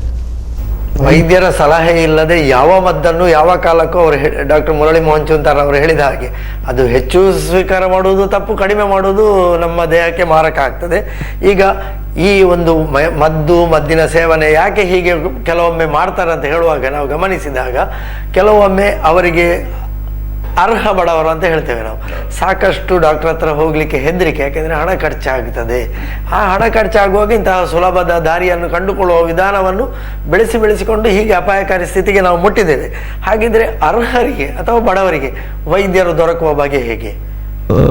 ನೋಡಿ, ಈಗಿನ ಕಾಲದಲ್ಲಿ ಒಂದು ಮೆಡಿಸಿನಿಗೆ ಖರ್ಚು ಮಾಡಲಿಕ್ಕೆ ಆಗದಂತಹ ಬಡವರು ಖಂಡಿತವಾಗಿ ಸಿಗಲಿಕ್ಕಿಲ್ಲ. ಗ್ರಾಮೀಣ ಪ್ರದೇಶಗಳಲ್ಲಿ ಸರ್ಕಾರ ಬಹಳಷ್ಟು ಪ್ರಾಥಮಿಕ ಚಿಕಿತ್ಸಾ ಕೇಂದ್ರಗಳಿದೆ, ಜನರಿಕ್ ಔಷಧಿ ಮಳಿಗೆಗಳು ಸಹ ಇದೆ, ಮತ್ತು ಎಲ್ಲ ವ್ಯವಸ್ಥೆಗಳು, ಸರ್ಕಾರ ಹಲವಾರು ಯೋಜನೆಗಳಿದೆ. ಅದು ಜನರಿಗೆ ತಲುಪಿಸುವಂಥ ಕೆಲಸವನ್ನು ಜನಪ್ರತಿನಿಧಿಗಳು ಮಾಡಬೇಕು.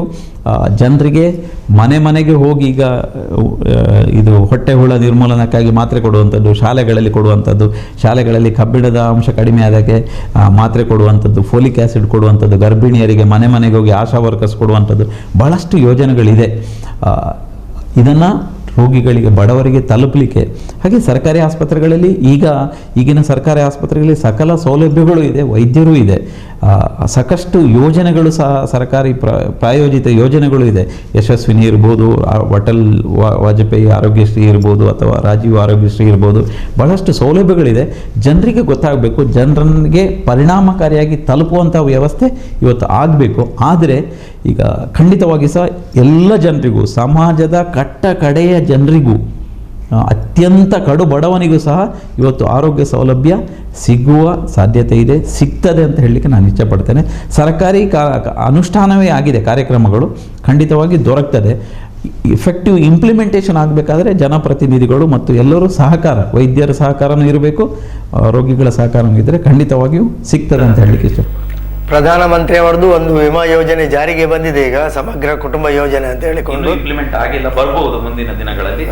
ಅದು ಕೂಡ ಬಡವರಿಗೆ ಸಾಕಷ್ಟು ಪ್ರಯೋಜನಕಾರಿ ಅನ್ನುವಂತಹ ಅಂಶಗಳು ಕೇಳಿದ್ದೇವೆ. ಹೀಗೆ ಬೇರೆ ಬೇರೆ ಕಾರ್ಡುಗಳ ಸವಲತ್ತುಗಳು ಈಗ ಇವೆ, ಹೆಲ್ತ್ ಇನ್ಶೂರೆನ್ಸ್ ಕಾರ್ಡುಗಳು ಕೂಡ. ಹಲವಾರು ಆಸ್ಪತ್ರೆಗಳು ಅವರದ್ದೇ ಆದಂಥ ಕಾರ್ಡುಗಳಿದೆ. ಅದರ ಉಪ್ಪು ತಪ್ಪುಗಳ ಬಗ್ಗೆ ವಿಮರ್ಶೆ ಮಾಡಲಿಕ್ಕೆ ನಾವು ತಯಾರಿಲ್ಲ, ಯಾಕೆಂದರೆ ಅದರದ್ದೇ ಆದ ಕಂಡೀಷನ್ಗಳು, ಕ್ಲಾಸುಗಳಿದೆ. ಆದರೆ ಸರ್ಕಾರಿ ಆಸ್ಪತ್ರೆಗಳಲ್ಲಿ ಎಲ್ಲ ಚಿಕಿತ್ಸೆಗಳು, ಎಲ್ಲ ವೈದ್ಯರುಗಳು ಲಭ್ಯರಿರ್ತಾರೆ.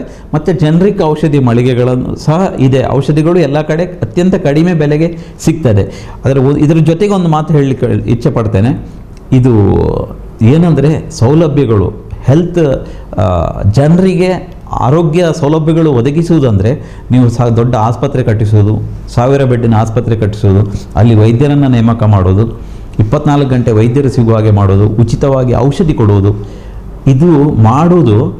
ಇದು ರೋಗದ ಚಿಕಿತ್ಸೆಗೆ ಮಾತ್ರ.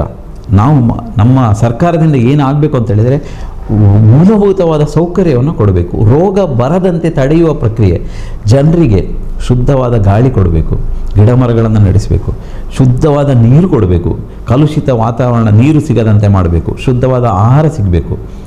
ರೋಗ ಬರದಂಥ ಪ್ರಕ್ರಿಯೆಗೆ ಒತ್ತು ನೀಡುವ ಇನ್ಫ್ರಾಸ್ಟ್ರಕ್ಚರ್ ಕೊಡುವಂಥ ಕೆಲಸವನ್ನು ಸರ್ಕಾರ ಮಾಡಿದರೆ, ಹಾಗೆ ಮಾಡಿದರೆ ರೋಗ ಬರದಂತೆ ತಡೆಯುವ ಪ್ರಕ್ರಿಯೆಗೆ ಹೆಚ್ಚು ಒತ್ತು ಕೊಡಬೇಕು.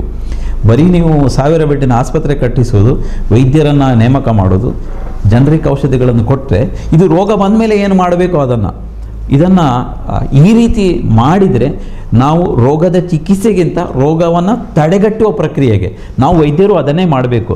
ವೈದ್ಯರು ರೋಗ ಬಂದ ಮೇಲೆ ಚಿಕಿತ್ಸೆ ಮಾಡೋದೇನು ದೊಡ್ಡ ಕೆಲಸ ಅಲ್ಲ. ಪ್ರತಿಯೊಬ್ಬ ರೋಗಿಗೂ, ಬರುವ ರೋಗಿಗೂ ಇವತ್ತಿನ ದಿನ ನಾನು ಹೇಳಲಿಕ್ಕೆ ಇಚ್ಛಪಡ್ತೇನೆ, ನಾವು ಅದನ್ನು ಹೆಚ್ಚಿನ ವೈದ್ಯರು ಮಾಡ್ತಾ ಇಲ್ಲ, ಒಪ್ಕೊಳ್ತೇನೆ. ನಾವು ಮಾಡಬೇಕು.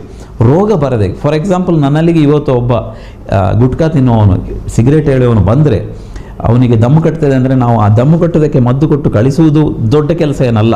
ಅವನ ಜೊತೆ ಒಂದು 10 ನಿಮಿಷ ಕೂತು, ನೋಡಪ್ಪ ನಿಮಗೆ ಸಿಗರೇಟ್ ಎಳೆಯೋದ್ರಿಂದ ಕ್ಯಾನ್ಸರ್ ಆಗ್ತದೆ ಅಂತ ಹೇಳಿ ಅವನ ಹತ್ರ ಅರ್ಧ ಗಂಟೆ ಕೂತು ಕನ್ವಿನ್ಸ್ ಮಾಡಿ ಸಿಗರೇಟ್ ಎಳೆಯೋದು ಬೇಡ ಅಂತ ಅವರಿಗೆ ಕನ್ವಿನ್ಸ್ ಮಾಡಿದರೆ ಬಹುಶಃ ಅದಕ್ಕಿಂತ ದೊಡ್ಡ ಪುಣ್ಯದ ಕೆಲಸ ಯಾವುದೂ ಇಲ್ಲ. Prevention of disease is more important than treating a disease. ಅದನ್ನು ನಾವು ವೈದ್ಯರು ಅರ್ಥ ಮಾಡ್ಕೊಳ್ಬೇಕು. ಸರ್ಕಾರ ನಮಗೆ ಅದಕ್ಕೆ ಪೂರಕವಾದ ವ್ಯವಸ್ಥೆ ಮಾಡಿಕೊಳ್ಬೇಕು. ಹಾಗೆ ಮಾಡಿದರೆ ಖಂಡಿತವಾಗಿಯೂ ಸಹ ಒಂದು ಡಿಸೀಸ್ ಫ್ರೀ ಸಮಾಜವನ್ನು, ರೋಗರಹಿತ ಸಮಾಜವನ್ನು ನಾವು ಖಂಡಿತವಾಗಿಯೂ ಕಟ್ಟಬಹುದು ಅಂತ ಹೇಳಲಿಕ್ಕೆ ಇಚ್ಛೆಪಡ್ತಾರೆ. Prevention is better than cure ಅಂತ ಹೇಳ್ತೇವೆ ನಾವು. ಒಂದು ವೈದ್ಯಕೀಯದಲ್ಲಿ ಒಂದು ಮಾತೇ ಇದೆ ಅದು. ಈಗ ಕೊನೆಯದಾಗಿ ವೈದ್ಯರ ದಿನ, ನಾವು ಈ ಬಗ್ಗೆ ಮಾತನಾಡ್ತಾ ಇದ್ದೇವೆ. ಒಂದು ವೈದ್ಯರಾಗಿ ಸಮಾಜಕ್ಕೆ ಏನು ಸಂದೇಶ ಕೊಡ್ತೀರಿ?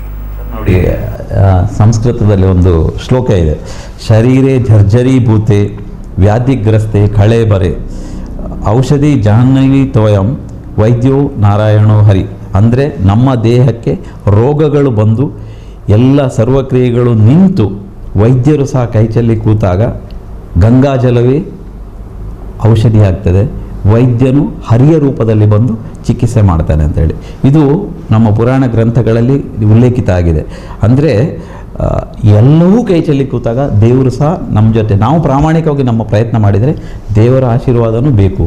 ವೈದ್ಯರು ನಿಮ್ಮಂತೆ ಮನುಷ್ಯರು, ಪ್ರಾಮಾಣಿಕವಾಗಿ ಅವರು ಕೆಲಸ ಮಾಡ್ತಾರೆ. ವೈದ್ಯರ ಮೇಲಿನ ನಂಬಿಕೆಯನ್ನು ಕಳೆದುಕೊಳ್ಬೇಡಿ. ನಿಮ್ಮ ವೈದ್ಯರ ಮೇಲೆ ಸಂಪೂರ್ಣವಾದ ಭರವಸೆ ಇಡಿ. ನಿಮ್ಮ ಎಲ್ಲ ಸಮಸ್ಯೆಗಳನ್ನು ಪರಿಪೂರ್ಣವಾಗಿ ವೈದ್ಯರ ಮುಂದೆ ತೆರೆದುಕೊಳ್ಳಿ. ಎಲ್ಲ ವೈದ್ಯರು ನಿಮ್ಮ ಎಲ್ಲ ಸಮಸ್ಯೆಗಳಿಗೆ ಪ್ರಾಮಾಣಿಕವಾಗಿ ಚಿಕಿತ್ಸೆ ನೀಡಿ ಅದನ್ನು ಕ್ಯೂರ್ ಮಾಡಲಿಕ್ಕೆ ವ್ಯವಸ್ಥೆ ಮಾಡ್ತಾರೆ. ಆ ರೀತಿ ಆದರೆ ನಿಮ್ಮ ಮತ್ತು ವೈದ್ಯರ ನಡುವೆ, ರೋಗಿ ವೈದ್ಯರ ಮೇಲೆ ಒಂದು ನಂಬಿಕೆ ತಳಹದಿ ಪುನಃ ಪ್ರತಿಷ್ಠಾಪನೆ ಆದರೆ ದೇವರು ನಮ್ಮ ಜೊತೆ ಇರ್ತಾರೆ. ಖಂಡಿತವಾಗಿಯೂ ಎಲ್ಲ ರೋಗಗಳಿಗೂ ಖಂಡಿತವಾಗಿಯೂ ಚಿಕಿತ್ಸೆ ಮಾಡಲಿಕ್ಕೆ ನಮಗೂ ಅನುಕೂಲ ಆಗುತ್ತದೆ. ಹಾಗೆ ಆದರೆ ಒಂದು ಸುಂದರವಾದ ಸಮಾಜ ಮಾಡಲಿಕ್ಕೆ, ಸಮಾಜದ ಕಟ್ಟಲಿಕ್ಕೆ ಸಾಧ್ಯ ಆಗ್ತದೆ. ಎಲ್ಲ ರೋಗಿಗಳಲ್ಲಿ ನಾನು ಹೇಳೋದು, ನಿಮ್ಮ ಸಂಯಮವನ್ನು ಕಳೆದುಕೊಳ್ಬೇಡಿ. ವೈದ್ಯರ ಮೇಲೆ ಭರವಸೆ ಇಡಿ. ನಿಮ್ಮ ಭರವಸೆಯನ್ನು ಹುಸಿ ಮಾಡಲಿಕ್ಕೆ ನಾವು ಯಾವತ್ತೂ ತಯಾರಿಲ್ಲ. ನೀವು ನಮ್ಮ ಮೇಲೆ ಇಟ್ಟಿರೋ ವಿಶ್ವಾಸವನ್ನು ನಾವು ಯಾವತ್ತೂ ಉಳಿಸಿಕೊಳ್ತೇವೆ ಅಂತ ಈ ವೈದ್ಯರ ದಿವಸ ನಾನು ಹೇಳಲಿಕ್ಕೆ ಇಚ್ಛೆ ಪಡ್ತೇನೆ. ಸಮಾಜದ ಸ್ವಾಸ್ಥ್ಯ ಬೇಕಿದ್ದರೆ ನಾವು ನಮ್ಮ ದೇಹದ ಸ್ವಾಸ್ಥ್ಯವನ್ನು ಕಾಪಾಡಿಕೊಳ್ಬೇಕು. ಸಮಾಜ ಒಳ್ಳೆಯದಾಗಿರಬೇಕು ಎನ್ನುವಂತಹ ಆಶಯ ವೈದ್ಯರುಗಳಿಗೆ ಯಾವತ್ತೂ ಇದೆ. ಯಾವ ವೈದ್ಯರು ತಮ್ಮ ರೋಗಿ ಸಾಯಬೇಕು ಅಂತ ಬಯಸುವುದಿಲ್ಲ. ಎಲ್ಲ ವೈದ್ಯರು ಬಯಸುವುದು ರೋಗಿ ಗುಣಮುಖನಾದರೆ ತಮಗೆ ಹೆಸರು ಬರ್ತದೆ ಎನ್ನುವಂತಹ ಒಂದು ನಂಬಿಕೆಯಿಂದ ಅವರು ಸೇವೆ ಮಾಡ್ತಾರೆ. ಆ ನಂಬಿಕೆ ಪರಸ್ಪರ ಉಳಿಯುವಂತಾಗಲಿ, ರೋಗಿಗೂ ವೈದ್ಯರ ಮೇಲೆ ವಿಶ್ವಾಸ ಇರಲಿ, ಸಮಾಜಕ್ಕೂ ವೈದ್ಯರ ಮೇಲೆ ವಿಶ್ವಾಸ ಇರಲಿ, ವೈದ್ಯರು ಆ ವಿಶ್ವಾಸವನ್ನು ಉಳಿಸಿಕೊಳ್ಳುವಂತಾಗಲಿ, ಅಂತೂ ನಮ್ಮ ಸಮಾಜ ಒಂದು ಆರೋಗ್ಯಪೂರ್ಣ ಸಮಾಜವಾಗಲಿ ಅಂತ ಹೇಳಿಕೊಳ್ತಾ ಒಂದು ರಾಷ್ಟ್ರೀಯ ವೈದ್ಯರ ದಿನ, ಈ ವೈದ್ಯರ ದಿನದಂದು ಒಂದು ಒಳ್ಳೆಯ ರೀತಿಯಲ್ಲಿ ಮಾಹಿತಿಯನ್ನು ನಮ್ಮೊಂದಿಗೆ ಹಂಚಿಕೊಂಡಿದ್ದಾರೆ ಡಾಕ್ಟರ್ ಮುರಳಿ ಮೋಹನ್ ಚೂಂತಾರ್. ಅವರಿಗೆ ಎಲ್ಲ ವೀಕ್ಷಕ ಬಂಧುಗಳ ಪರವಾಗಿ ವಂದನೆಗಳನ್ನು ಸಲ್ಲಿಸ್ತಾ ಇದ್ದೇವೆ. ವಂದನೆಗಳು ಡಾಕ್ಟ್ರೇ. ಧನ್ಯವಾದ.